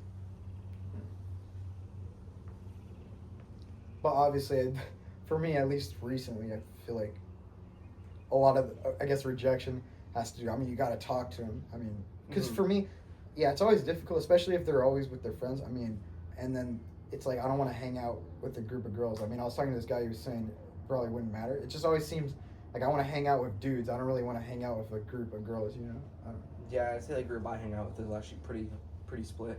Yeah. I'd say it's maybe like 8 dudes, 8 girls. Yeah. Something like that. Mm-hmm. Just, I mean, sometimes it could be like 4 girls and it'd be like 7 dudes. It just depends on who shows up at school that day. You know what I mean? But the group I hang out with subjectively isn't all dudes. Just because I feel like hanging out with all dudes is kind of weird. That's how I've always rolled, I guess. I don't know. I wouldn't say it's weird, but it just depends on like what kind of dudes you're hanging out with. I mean, if it's my like closest guys, then yeah, I'd say it makes sense. Yeah, but like I mean, I've never really been like, I haven't really gotten that far with like any girl. That's the thing. Like I've maybe hung out with a girl like once before, but always at school. I mean, it doesn't matter if it's at school, but still, I mean, I've never really gotten that far. I guess that's all I'm saying. I've only hung out with girls like a few times outside of school, like like on my own like Halloween parties and stuff like that. Yeah. Or like holidays, like functions or something like that. You know what I mean? Bro, I remember when people would be showing me like, on Snap, they'd show like these snaps or whatever they had, where it's like dudes posting like, come to the funk, where you go into the cops pull up or whatever. Yeah. Like, bro, the Halloween parties are hilarious. I never go to like huge ones though.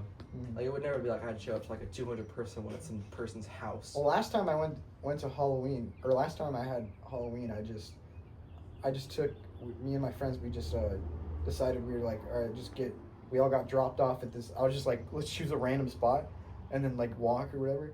And I don't know, it probably wasn't the best spot. It probably would have been. I just didn't want to go. I'd always go in my neighborhood. I wanted to go to a different spot. Mm-hmm. But I guess it was still cool. I remember, bro. I remember there was this one like cute girl there or whatever, and I tried talking to her. I asked her how old she was. I'd barely turned 15 at the time, and she said she was 14, and then so I was like talking to her, and then right as I was talking to her, I was with my friends too. Her like bulldog or whatever, or this random like dog just came flying out. Like I thought he was trying to attack me or something, and then and then it was like the craziest thing ever. I got scared of it, and then I just walked away.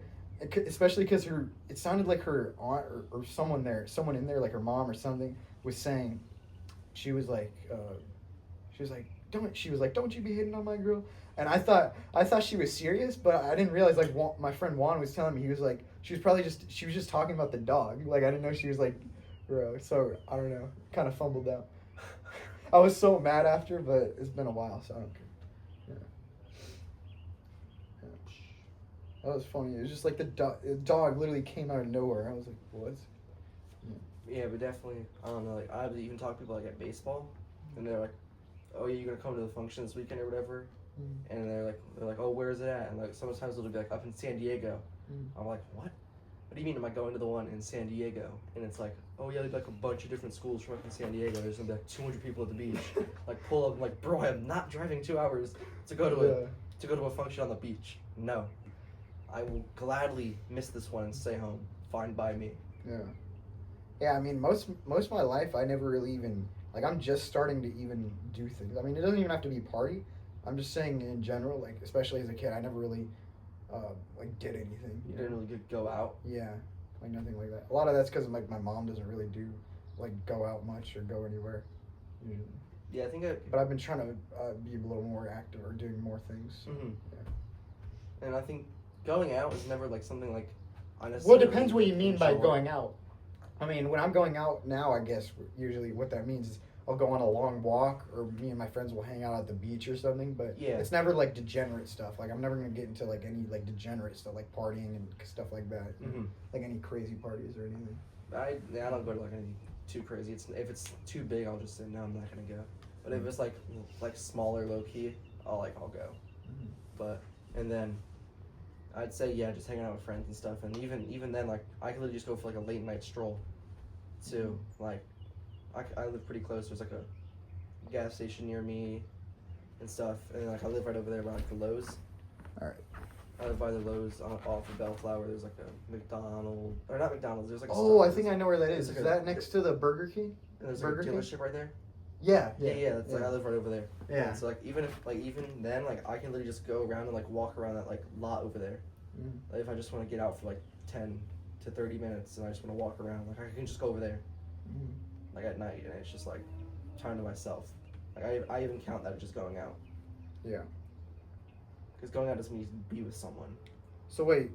So okay, I only really caught it's just that Lowe's area. But what do you do? Like what did you say you did? Like in that area? Like where do you go? Like I can literally just there's a dealership right there. There's like a at home or something, whatever it's called, and there's like a Lowe's. Or I can go the other way too, and I'll walk through the neighborhood, and there's like a gas station, and there's like a Vons or something over there. If anything, it comes down to like I can just like walk around if I wanted to. Mm. Like if I'm just like don't want to sit at home anymore. Yeah. It's like okay, I'm gonna go out for like a 30-minute walk. Well, yeah, I mean, one of the best things I think if you don't, like, I don't really play any video games. I deleted social media, all that kind of stuff. I think one of the biggest things, like, people ask me, I remember, I don't really talk about it much anymore. I don't really think about it much anymore because it's been so long. I'd be trying to get a lot of my friends to quit video games and social media. But then one of the biggest questions they ask me, too, is, like, what do you do? Like, what can you do? Which, to be fair, for a while, I just still didn't really do much. I just watch podcasts or whatever, which is not terrible, but... or like watch YouTube or whatever. But I'd say one of the best things you can do if you're trying to kill time with video games or something, is just go for like a long walk. Just walk like the entire day or do something like that. Mm-hmm. And just get outside as long as you're outside. Because that's one of the biggest things too. I've been trying to, not right now, but like, I guess not right now, but for the most part the past couple of days, I've been trying to strictly be outside. Whether I'm doing work on my laptop, I'll sit on the swing. Because even if you're not in the sun, like just being outside in general, you're getting way more sunlight, which is like super important for height too. Like I really want to. I've been trying to like gain more height. That's what I've been trying to do. So. Yeah. So. And I went to bed at 7. I went to bed at 7:20. I'm trying to go to bed at 7 too this summer. That's early. Yeah. So I can. So You I get can. up early?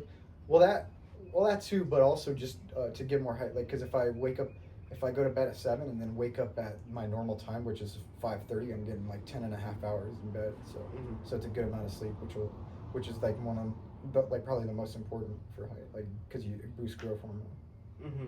Yeah. I definitely get a lot of sleep too, but I don't go to bed or wake up that early. I'd say just because like I also play sports, and sports tend to be a little later in the day. I feel like. Yeah. For me, if like the earliest I usually play would be like 12 noon or whatever. So I get up around like 9, I'd say, and I go to bed at like 10. Which I'd say is like it's a little later than what I would normally do, like over the like school year. It's probably like it's not terrible. It's probably like an average or maybe a bit better than average. Like a lot of guys I know go to bed at like 11 or 12. That might be like a normal thing now. You know, like I'd say definitely later. Because I did that a lot. It's a video. I feel like it's like video games keep you up. Yeah. Well, that's the thing too. That's the big part of why I don't understand video games. Because guys will say like, "Oh, I only play video games like at the end of the day, like at night or whatever, before bed." Just go to bed. Like that's what I don't understand about Right, it. and it's not good for you to be like right on the screen before bed too. Yeah. But it's like at that point, like okay, my bedtime before is like 9. That to me 9 is a solid, like that's when most people should be going to bed. Like that, at least for me, like that's what it felt. And it's like why play video games until 12? Just you're saying you don't have anything else to do, just go to bed at 9. Just go to bed. Like, but the problem is that it's weird. Like, there's almost this weird, like, even though you're actually better, you're actually more successful than other people if you're doing this, or you're more, at least you're helping playing video games is not going to help you achieve your goals in life or whatever. Like, at that time, you're getting closer to your goals by doing that. But there's this weird stigma, like, where people, like, will literally make fun of you for going to bed early, like, even at 9 o'clock. Like, if you don't go to bed like 10 or later, people like, I mean, I guess most of the time, at least now, like they're not like trying to, I guess, pressure me or like trying to like tell me it's like bad or something, but it's just like, it's just weird. Like people think it's like almost like weird and bad to like go to bed early. I don't know. It's like a weird stigma. It's like those people be like, "What? How do you get up so early?" Like, I'll get up at 6 during like the school year. They're like, how do you get up at 6? Like, how are you doing that? I go to bed at like 9:30, right? And it's like, it's really not that hard. I don't know. Well, yeah, I mean, going to bed at least before 10, like that's what it would be for me. I think I sleep better too. Yeah. Yeah, I mean, but for some reason, the past week I've actually done pretty good. In the past month or so, I'm gradually improving. But for whatever reason, man, like even going to bed at 9 to 10 or whatever for a while, it still was. And that's not the reason I'm going to bed at 7. It's a different reason. But I'm just saying, for whatever reason, I always couldn't really like I couldn't get up like that early for some reason. I'd always wake up late. It's weird. Like I'd always be late to my 0 period. I don't know. Like waking up is definitely like probably the one of if not the like hardest hurdles I've had to get over like in my life for sure. And I feel like even if I try to get up early, like you can set an alarm and the alarm will wake you up. It's the part of like, oh, I'm just gonna turn it off, get like 10 more minutes of sleep. It's just like I feel like it's a more mental thing because once you get up and start moving around, you're gonna fully wake up. It's the hardest part of getting out of bed. I feel like definitely is the hardest challenge for me when I used to get up really early. Well, also breaking the habit of staying in bed too. Like like when I woke up, because I went to bed at 7:20 yesterday and woke up at 5:20 today, and which actually felt pretty cool. I turned off my alarm. I was like, since I'm going to bed this early, I should be good. And yeah, I mean, I woke up before 5:30, and then and pretty much like at least in the first minute or like my eyes open, whatever it is, I got up, I got straight out of bed because I was like, I don't need any more sleep. I got to get him out of sleep, and then I was good. Like that's one of the main things, just not staying in bed. And like even then, people were like, "Oh, I got up," but they just lay there on their phone too. Well, yeah, I've made that mistake for sure in the past. Yeah. I feel like just getting up and even if like you get on your phone, I feel like get up and get out of your bed before you get on your phone. Well, also apparently getting like I'll take Sienna out or do something, or just getting out, even if I have to stay inside to drink water or eat or brush my teeth, whatever it is. I'll try and get outside like as soon as possible because apparently it's better for your circadian rhythm, like or just in general, it's better to get sunlight as soon as you wake up, which is definitely easier now. Well, now that it's actually way brighter outside now for some reason at 5 o'clock, 5:30. Like it used to be just a couple months ago in March. Like me and my friend we'd be working out at 6 a.m. It'd be pitch black. We'd just like, it'd be like crazy. And then now it's just like a normal. It seems like your normal 7 to 8 a.m. morning, even though it's like 6 o'clock, 5:30 in the morning, like early in the morning. It's interesting. Yeah. But yeah, no, definitely getting up early is. I feel like it contributes more to like a successful day. Yeah. Oh yeah, for sure. Yeah. And it makes a couple things that you don't even think about easier too. Like just for example, like the little things. I mean, just let's say if I can drink my water. I always drink my water. I always try to drink my water before or like during both, a little bit of both, like my workout, like before my workout. Say it's like 5:30 when I get up. That's when I usually drink my water. And then at like 7, right after my workout, 7:30 around there, have my breakfast. And then by the time it's like, I just realized I don't really have lunch. I mean, I guess especially because I haven't been at school. But yeah, I'm just saying when you're up longer, it's like by the time I get to dinner, it's way easier for me to get in all my food, like to just keep bulking and getting all those calories in too, because you pretty much waited the entire day. Yeah, and I also feel like you can get more done during the daytime than nighttime too. Yeah, I remember I guess would it be one or two? I guess 2 summers ago. Was that summer of 2023, and the summer before freshman year, and was that are you sure it was 2022? Because 2022, that would be right before 8th grade, so I guess it was, right? The last time we saw each other, probably. Yeah. I remember seeing you once when I was like I was walking with my mom. I don't know if you saw me. It was like probably a year. I don't remember. It was like a year ago, I think. Because I wasn't sure if it was you or I didn't know what to do, but it was at Hartwell. Because do you go to Hartwell often, or I just remember seeing you at Hartwell like a year ago. I think. I go to Hartwell sometimes. Yeah. Yeah. So yeah, it probably was. But what was I saying? Oh yeah, like 2 summers ago, 2023. Like I actually did put on some size then, and then I lost it after freshman year, like after my injuries. Like I came in freshman year big, and then went back down, and then came back even bigger to 150 now.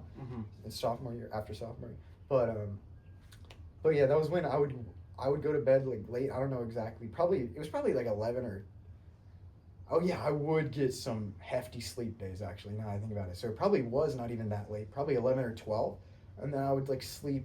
It's similar to Juan. Juan would do kind of similar thing. Probably not sleeping as long.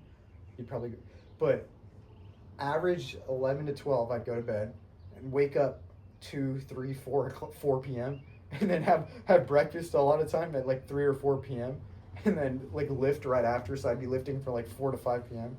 And then do whatever I did. Probably was be on my phone, whatever it is, watch a podcast, whatever, and then before I knew it, time to go to bed again, and then just repeat that cycle. That was what it was like in 2023. That's what I did. I would eat like 6 eggs, 2 bagels, whatever. That's what I used to do. And then now I haven't had added sugar in like 4 or 5 months, and mainly my meals just consist of some days I'll have 8 eggs. Usually it's just 4 eggs in the morning, or maybe some ground pork if it's available at the store, and then for breakfast, and then my 3 go-to dinners. Mainly, I haven't really gotten my meal prep or my whatever you want to call it, like my meals, like my set meals. It's kind of been all over the place. But what it'll usually be is it'll be 2 meals a week of like ground beef and cheese, and then 2 meals a week of turkey spaghetti, and then 2 meals a week of like salmon and rice, because I like salmon better than chicken. I don't really like salmon. And then Sundays it'll be like probably a steak or some more ground beef or something. Yeah. I'm not really big on salmon. You're not? No. But it tastes way better than chicken to me. Like, it has more taste. To me, I like chicken better than salmon. I don't know. But I eat ground beef like every day for lunch. Yeah, that's good. Yeah, I think red meat's definitely the most important thing for humans to eat. It's the most important part of our diet, for sure. Because, I mean, yeah, you get creatine, you get your protein, testosterone, everything. And people try to say, like, saturated fats or, like, fat in general, especially from animals, is bad when it's really not. You need, without saturated fats, without fats in general, your testosterone would be wrecked. That's why vegans are the way they are, you know. So, for sure. But damn, you say you eat eggs sometimes? I mean, I don't know. I do that a lot of times on weekends. I don't know, for whatever reason. Apparently a big sign that you're like, apparently a big sign that you still got a lot of height left, or that you're going to have a growth spurt soon, is that you're always hungry, which is kind of why I wish I slept more, especially like in 7th grade or like middle school, because I hit puberty early, so that might be a big part of it. But yeah, I mean, I think when I was like 6 years, or not 6, like 7 or 8 years old, I would easily go through like 8 to like 10. I'd have 10 to 12, like sometimes, like actually, like not like it was nothing. Like I'd go to Texas and be at my uncle's house, and they'd be surprised. I'd have like 10 eggs. It was just, I don't know why. It just seemed like easy to me. I'd just get it done. Right, eggs are so good though. Yeah. I like eggs. You put a little hot sauce on it too, because hot sauce isn't actually bad for you at all. Well, it depends on what kind of hot sauce. Do you have what is the Cholula, or what's it called? Cholula? Yeah, I think that's the healthier one. I have that. I have that. I think that's the healthier one. That, and then I don't know. Is Frank's like terrible for you? Hmm? Frank's. No, I don't know that. The only two I really mainly know, or I guess three, are the Tabasco, the Cholula, Tabasco, and what's that one called? Sriracha. Mm-hmm. And so I think Tabasco's okay. I think Cholula's probably the healthiest, and then Sriracha. I've had it before. It definitely tastes good, but it's not. I mean, it's sugar. A lot of it's just sugar, so it's not really that healthy. Yeah. Either. I like Cholula though. I eat a lot. Yeah. That's how when I put it on my eggs. That's what I put on my eggs. Yeah. Well, yeah. Oh, yeah. I haven't done that in a minute. I probably should. I just stopped for a while because I just liked tasting stuff without having to burn my mouth. But I don't know. I guess when you only have to put like a little bit, like a dab or something. Yeah, I just don't like spice. I just rather, for me, like my brother, a lot of people like they drown their stuff in hot sauce. I'd rather be on the extreme where I don't put any at all than to put a lot, because I'd rather actually taste it, you know. Mm-hmm. I like a lot. I like hot sauce and I like spicy food, but I don't put too much because I want to actually be able to taste the food. You know what I mean? Yeah. Well, yeah. Whenever I was at like a taco place or burrito place, whatever it is, like I'd always get, at most it'd be medium, but usually just mild sauce. Like always tasted better to me. Mm-hmm. Mild sauce. In my opinion, I don't want, because if it's like overly spicy, then I feel like it overtakes the food. You know what I mean? Overtakes all the other flavors. But I still want a little spice and like that salsa, like that salsa or hot sauce flavor. But I don't want it to be like super spicy. I mean, and just to be real, at the end of the day, like I could act tough all I want, but it's just I can act tough all I want, but I think where people can act tough all they want for spice and all that, but it's like I think really, unless at the end, I think at the end of the day, like I'm gonna enjoy a food that I'm not scorching my mouth with more than one that I'm scorching my mouth with, and the thing is, like a lot of people, like my friend Juan's dad or whatever, I just know a lot of people like they can't have anything without hot sauce. Like they can't have anything that's not spicy. They just can't taste it anymore. So I feel like it's not even worth it. It's a lifestyle for some people. Yeah. Or like even if it's like the food's spicy for them, just eating the spicy food and the craving of having that spicy food is like just why people like it so much. Maybe they're just missing something from life in general. They have to have that like as the extra dopamine. Yeah. Well, yeah, I think spicy food in general is like definitely. I don't think it's terrible. I think it definitely could be overrated to an extent. Like, like for sure, spicy chips and spicy chips are 100% like hot Cheetos or Takis and stuff. Like I tried them like maybe like once or twice when I was a kid, which they weren't even that spicy. Especially hot Cheetos, they weren't even that spicy to me. But this is also part of what's really sick to me about like all those food companies and stuff. It didn't even taste good. Like I feel like so many of those foods, so many of those junk foods, fast foods, whatever, they don't even taste good. It's just the ingredients they put in there, and it's cheap. And so their parents keep getting them there, and they keep having it over time. They get accustomed to it. And so then it tastes good to them. But it didn't even taste good. It was just a little bit spicy. It didn't really have that much taste to me. Like it wasn't even that. So that's what I don't understand about like all those hot chips and stuff, you know? Mm-hmm. You gotta go soon or what? No, she just asked like when to get picked up. Oh. I can just say she wants an hour later. I'll just tell her later. I don't have anything today, which is nice. How long do you want to keep going? We can go a while. All right. You want to go an hour, you said? We can go forever long you want. Okay. I think... I can just text my mom whenever. Okay, yeah. I think I'll definitely... Okay. Probably till 4 at the late... I mean, you can stay longer if you want, but I think... yeah, full... Because 3 hours, I haven't done...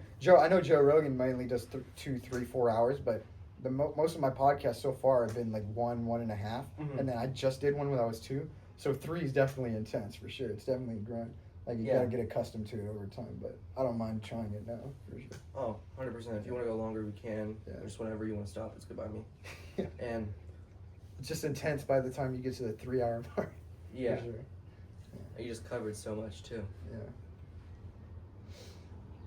Whew. Oh, man. All right.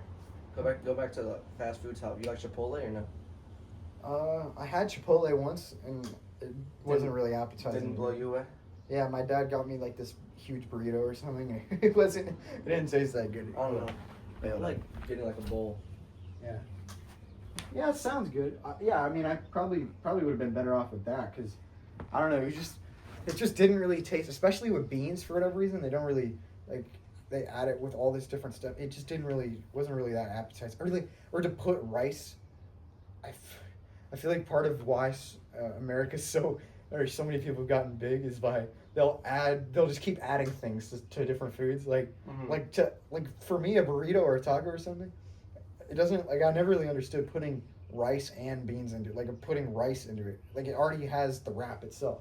Like why do you need more carbs? People, it doesn't even make people sense. don't even think about the wrap as a base. Uh-huh. They think about rice and beans as a base. Yeah. They're like, oh, I have to get rice. Rice is like my base. It like just puts it and brings everything together.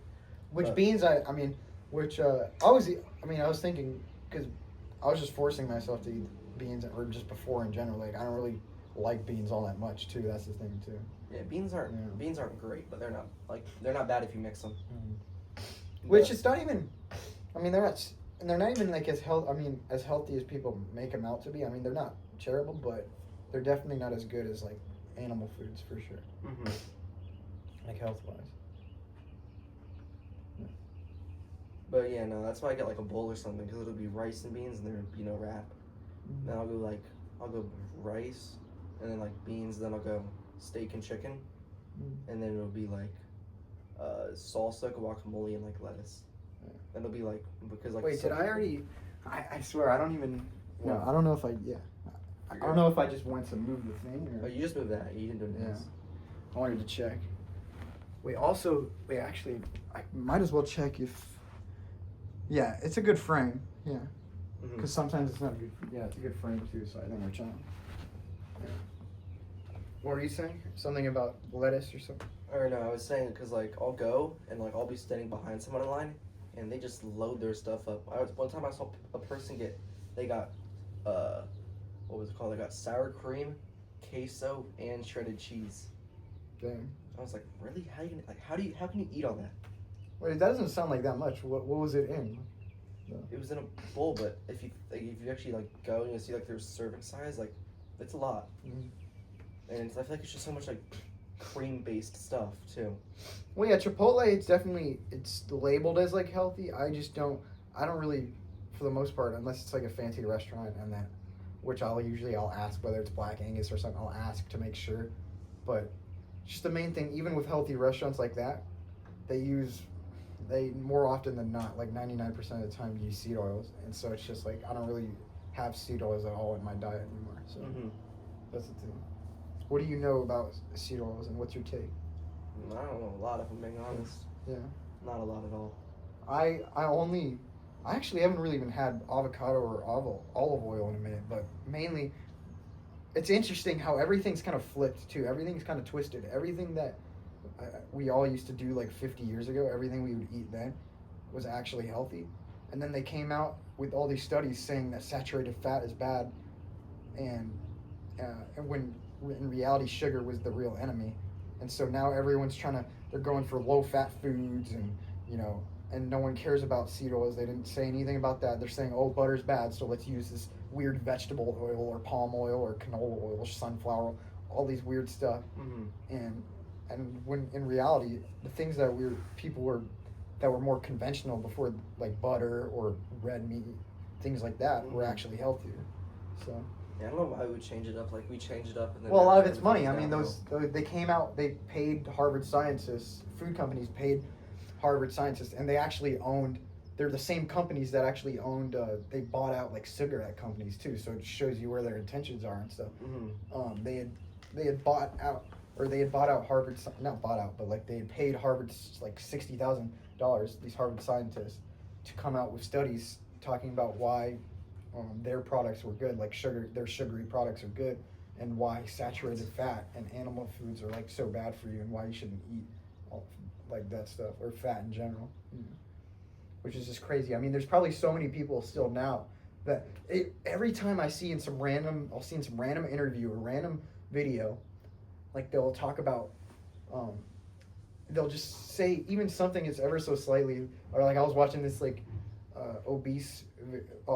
Like this Texas video about like obesity or whatever the other day, and it was just annoying. Like the narrator was like, in these schools they have there's all these foods filled with all sorts of I don't know. It's just, or like this, for example, like I seen a while ago, this one news reporter when they were offered like donuts or something, or they were talking about this donuts thing, and then this guy was like saying, I don't know, I think it's too much fat for me, and it's like they think like people are. I think a lot of people still now are genuinely convinced that like fat is the enemy, like that fat is bad for you, when it's really not. Can't be bad for you. I mean, like most people. I mean, if you eat it when you have steak, you have the fat. People are like, oh, the fat on steak is so good, and then like they don't even think about the fact that it's the same thing they say is bad for them.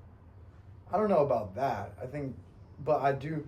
But it's interesting. Yeah, I do know like people will be like grossed out or like not eat the fat on steak because they think it's bad, even though in the I think it tastes good. Yeah, I think it tastes good.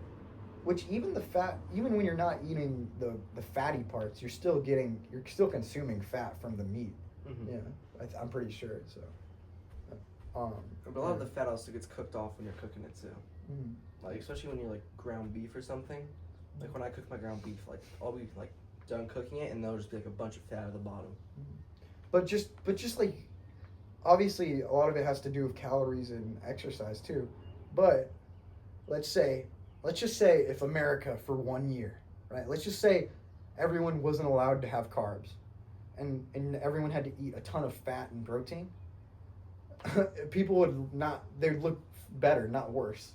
Like people would, like the 400-pounders in Texas would not be the way they are anymore. Right. Well, like I remember, like didn't we used to because the main thing at the end of the day, is I think carbs are. I still eat carbs, but I think carbs at the end of the day, but more specifically added sugar and processed, like more processed carbs, like starchy carbs, even if it's whether it's like a pizza or something like that.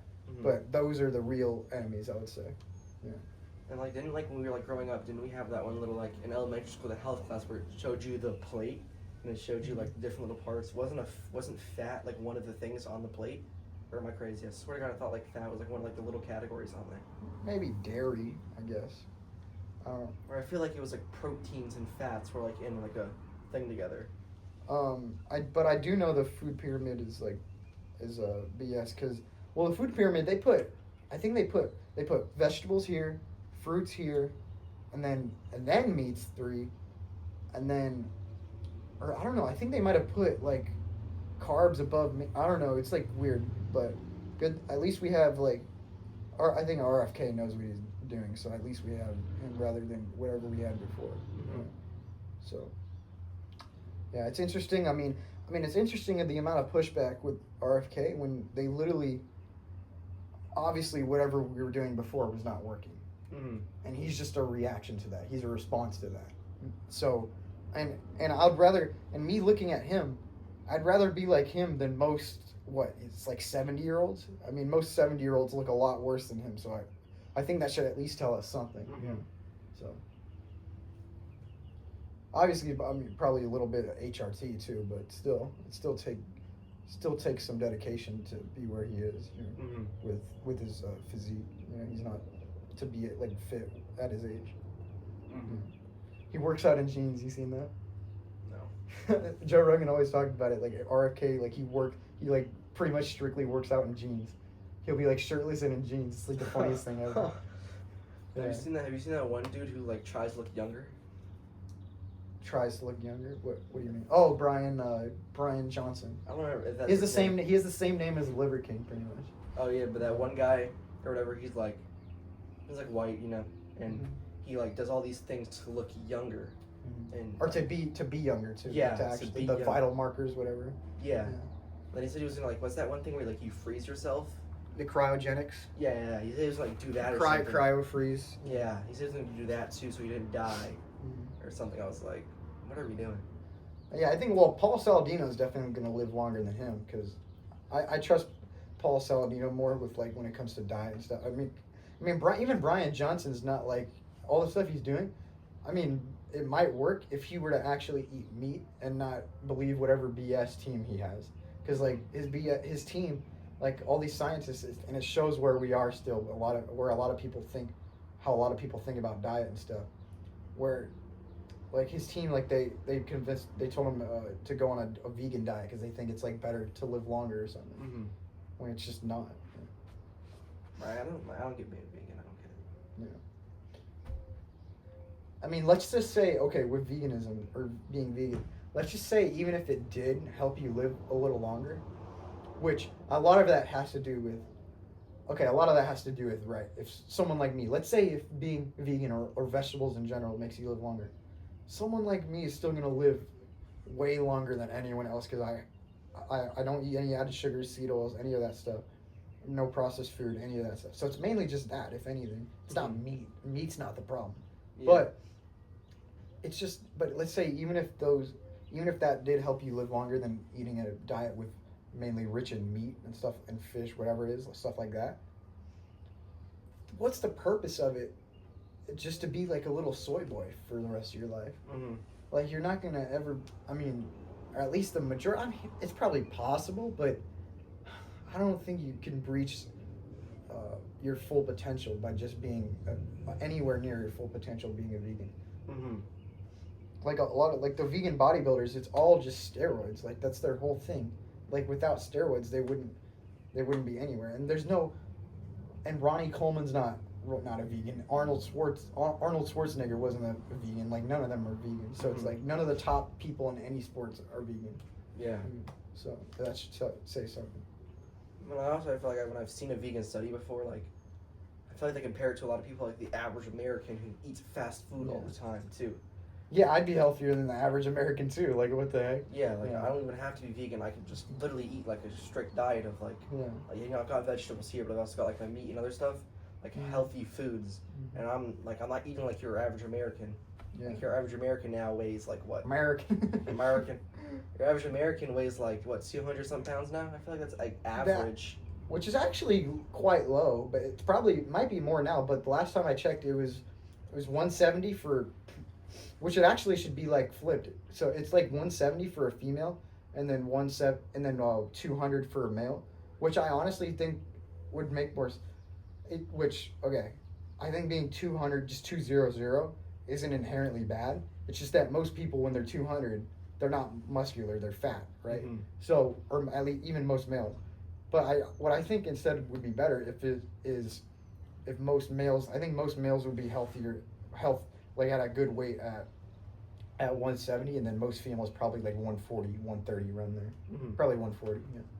Because like my brother's like 170, and he's like, he's got like a good amount of muscle. Like he's probably like he's like an average like weight. Like he's at a good weight. So I would say for most people, most guys 170 would make more sense than 200. Mm-hmm. Yeah. You wanna come up here? Come on.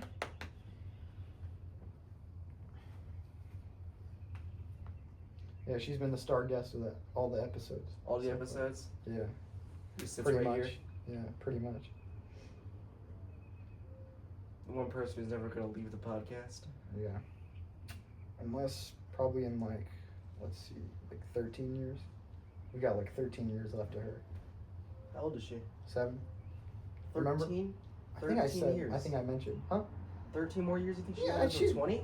Yeah, especially small dogs. Apparently, my mom said like a lot of them live to easily 18, 19, 20. Red toy poodle. Even though she's more brown. They live longer? Well, probably at least compared to like big dogs, like large dogs. Well, I know, like, because bulldogs don't have a long life expectancy, but... Well, obviously she's built a little different than a bulldog. Yeah, well, I just know, like, different breeds have different life expectancies. Yeah. Like, one of my dogs was a Cocker Spaniel. He lived till he was, like, 15 or 16. Oh, yeah. But he was, like, still, like, a pretty big dog. Like, he wasn't fat, he was, like a taller dog. Hmm. Dang, I just realized I hope I should be good, but if I deleted a video that was like 2 hours and then the other one was just over an hour, it was like 120, then I'll be cutting it close with a 3-hour video, or especially because actually no. I think like if it's all one video, it might be less storage. Okay. Yeah. I think it might work like that. It won't be like 2 videos where it takes up that combined amount of storage. But it might be cutting it close. Might be cutting it close, yeah. That's why I'll just have to keep checking just in case. Well, just like after you upload it on YouTube, just like delete it, right? Well, yeah, that's what I've been doing. But I had stopped because I wanted to okay, I deleted like the first few episodes, and then I realized I was like, oh wait, I wanted to post them to Spotify and Rumble. Rumble I stopped because you have to either I do it on my phone, and it takes forever, or on laptop or PC. It the max is 15 megabytes or max is like gigabytes, which the videos are like way longer than that. Mm-hmm. So, but at least YouTube and Spotify, but then I deleted them, and so I wanted to go back and screen record them, and I guess the newer ones I've been keeping because I've been wanting to not delete them and be like, oh shoot, I want to put them on a different platform also. Mm-hmm. But I don't know, probably doesn't matter. I'll probably only really need those two. Mm-hmm. It's just because I wanted to put it on something other than YouTube just in case in the future, because YouTube definitely has a reputation for definitely got a track record for silencing for sure. Mm-hmm. So, and like if I ever get at a certain point where it's more or where like my podcasts become more opinionated, because I've talked like things about like politics, stuff like that, but it's mainly surface level. I don't go too deep or like opinionated. I think that's the best way to go about it, at least for now. Yeah. Like I'm based to the point where I don't mind like saying my opinion on something or talking about or like that's crazy or whatever, but I just won't. I don't want to. I just don't get that deep into it, I guess. Mm-hmm. I was just talking about the other day how like the protests were crazy. Yeah. It's wild. Or like my friend was mentioning something about like the No Kings. Do you know anything about that? No. The No Kings like protests against the ICE. No, I just know like all the protests against ICE, but Dude, it was funny. I saw. Oh wait, sorry, Sienna. I saw one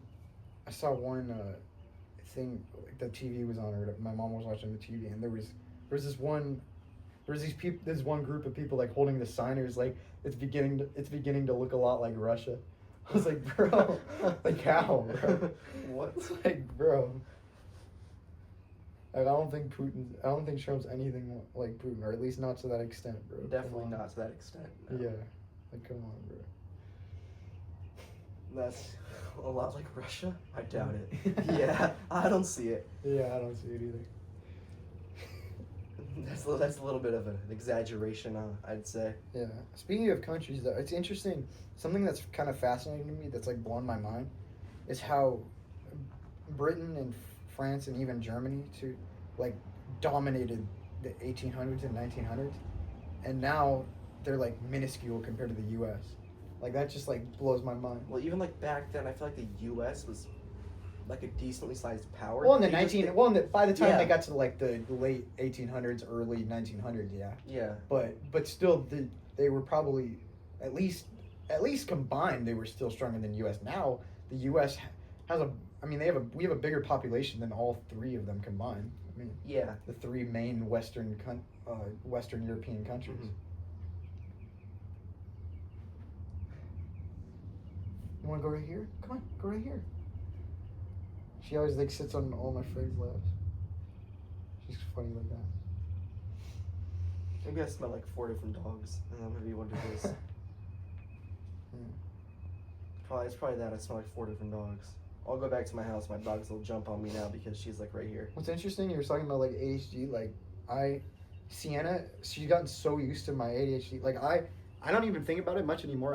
I don't notice it much anymore. But I move in like any way possible, like every single second. Where, like I'd always noticed as a kid, like whatever dog I'm holding, I have to force myself to be still. But with Sienna, it's come to such a point where it's like I can move and like or yell or whatever. She's just like unfazed by every single thing I do. She's just so used to my ADHD or whatever. I don't even know. Like I feel like I'm able to sit still. Like I have like Well, yeah, it's gotten better over time for sure. I have like pretty severe ADHD. Really? But it's really good now because when I was young, I would diet like crazy. Like it'd be like I literally would eat no gluten and no dairy, like no like preservatives or like sugars or anything like that when I was younger. So like my ADHD is like really like good. I feel like I can keep it under control really well. Well, yeah, I think what's interesting about that too is I don't think it's so much what you're saying like milk or dairy or whatever. It's more about, I mean, especially I think like Red 40 or food dyes have been like linked to things like ADHD. And that's part of the reason why I've gone to such a strict diet and don't eat any processed foods, because it's not just about sugar, because that's the main thing when it comes to how I look and just health in general, but also the ingredients. The ingredients are pretty important too, because I mean, I just don't know. We don't know yet. Like, there's so many different things like cancers or all these different diseases that are going up, autism, whatever, where our diets have been getting worse and worse, and our lifestyles and all these different things, and everyone just thinks it's a coincidence, like, oh, it just came out the sky or something. Like, sure, maybe there's some random things like the pollution in the air that we can't control so much, but a lot more of it, I think, than we realize has to do with things that we can control, and that, like, the way we got ADHD was probably just it could be, I don't know, but it could very well be something as simple as like our one of our parents or whatever eating something that had red 40 in it and passing it on to us, or us eating red 40, just things like that, you know? So I don't know.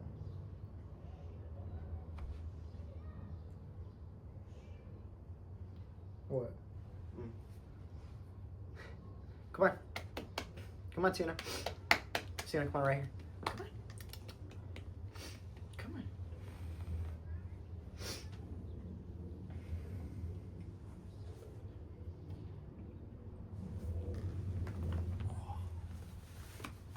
Dang, that's the first time you sat up. Yeah. Like 2.5. It actually hurt my legs so bad. I did legs yesterday. Oh yeah. Bro, it was bad. What'd you do? Let me see. I did a lot. It was more like heavier on reps with lower controlled weight. But let me see. I did sumo squats. Let me see. Deadlift, leg extensions, leg press, front squats as well. And then I always do like a little bit of core too. Wait, so sumo squats, deadlifts, front squats, leg extensions? And leg press. And then I think there was one other thing, I'm forgetting what it was. And then I always do like core, like planks, Russian twists, feet kicks and stuff. Just like some core stuff too, because you gotta have a strong core especially. Yeah, me personally, I would rather, instead of doing like a leg extension or especially like leg press, those are two exercises I'm not that fond of. I don't really know. I don't think, because like when I hit legs usually, like for example, a couple days ago, it was like it's abs and quads for Monday. I'll start it with some core, so I'll do like one set of leg raises, 20 reps, whatever, 20 reps decline sit-ups, and then I'll do like an oblique exercise. I'll do a landmine twist right after, and as the warm-up, and then I'll go to back squats, I'll go to front squats, and then I'll go to hack squats, and then a lot of the time that might just be it, which is only 3 exercises, but you don't actually need that many, especially as a natural lifter. You don't need a crazy amount of volume, but if anything, if I do more than that, it'll be like a single leg exercise. Like I'll do a set of pistol squats at the end, and then right after I'll do like some reverse Nordics, which is like, it's like you don't need anyone to like hold you, but you like go put your knees on the ground, and then you go back instead of like trying to pull yourself up or whatever. I don't know how to explain it. How else? Oh, it's like where you're like shins and knees are on the ground, and then you lean onto your back. It's like this, yeah. It's where you go like that, and then you propel yourself forward. Oh, okay. Like that. And then I would say that's probably more, it's like a more functional version of a leg extension, I guess you could say. Or like just a body weight version, whatever you want to call it. And I wonder if you could do those I wonder if it's possible to do those single leg, like to work up to. Maybe. That'd be crazy. You'd have crazy amount of balance to do that, though. To go back like that on one leg. I don't know. I feel like just crazy quads. I don't know if that would need more balance than other exercises. I feel like it might. I don't know. I think it definitely wouldn't be the most demanding for balance. I mean, there's more. Like pistol squats, definitely at first it took more balance for me. I think once I hit a certain weight when I hit a certain weight on my leg exercises, like maybe when I hit 350, but I kind of always wanted to do a 500-pound squat one day. But when I hit like 315 on squats, I might just go to like start doing, or at least for a season or like for a while, just only do single leg exercises because they're safer. Like you don't need as much weight for them. Mm-hmm. And apparently they're. I mean, it makes sense. They're more functional because it's mimicking things you're actually doing. Mm-hmm. Like when you're walking or running, you're not going like. You're going like this. So Yeah. it's more functional to do like more single leg exercises. Mm-hmm. That's why I actually on Thursday I actually mainly do single leg exercise. I'll do single leg. It'll be glutes and hams, and I do single leg hip thrusts and single leg RDLs, Mm-hmm. and then some like single leg kickbacks, which all give pretty crazy burns, especially the hip thrust. Mm-hmm. I'll do single leg kickbacks with like the landmine. It'll be like in the crevice of my hamstring. It's like Mm-hmm. like that. That's how I do it. I never liked hip thrusts. Well, do you hit glutes and hams at all, or is it just mainly quads? Would you say? Oh, I do glutes and hamstrings too. What do you do? I don't know. I have a trainer. It's like I do more like sports based lifting, so it's like more for like athletic type. Bro, when I was in football, bro, I honestly like my workouts better because, bro, it's literally it'll be 5 sets of flat bench press and then 5 sets of squats, 5 sets of front squats. It's like why? Just do like, bro.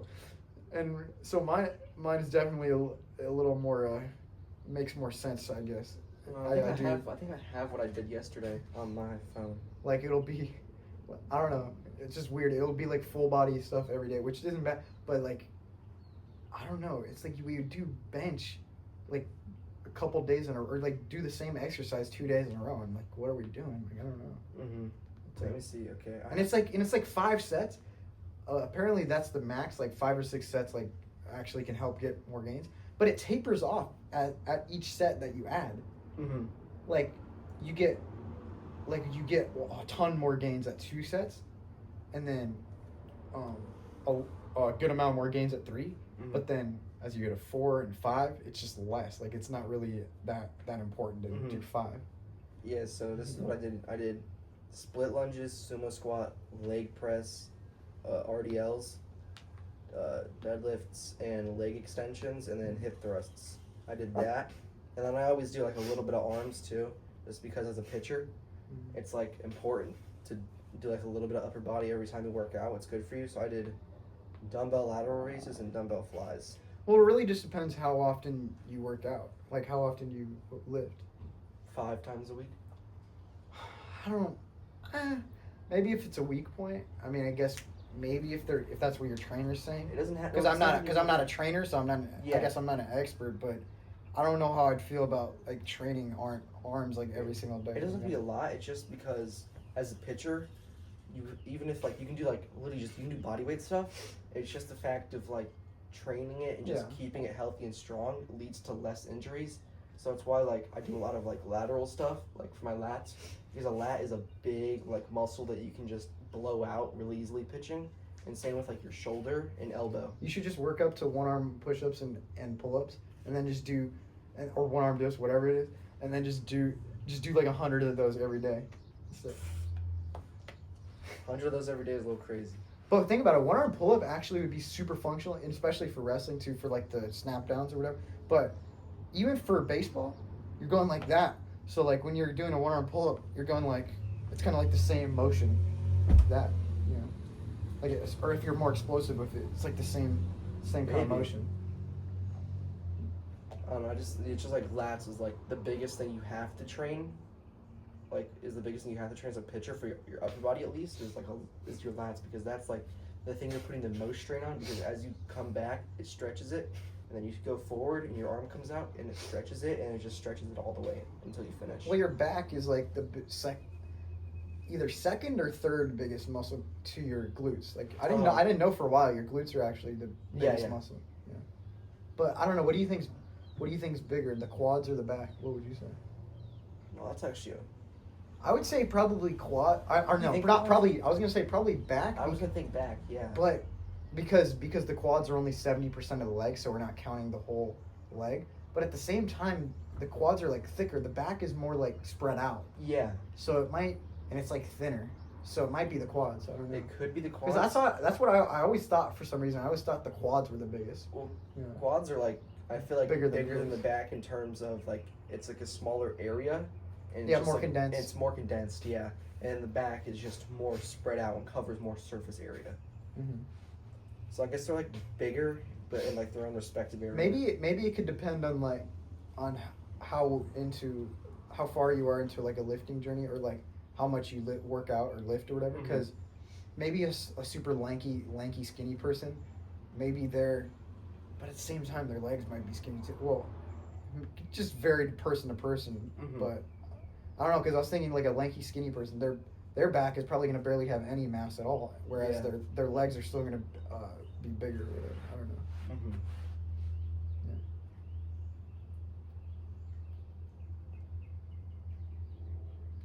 Yeah, she likes that.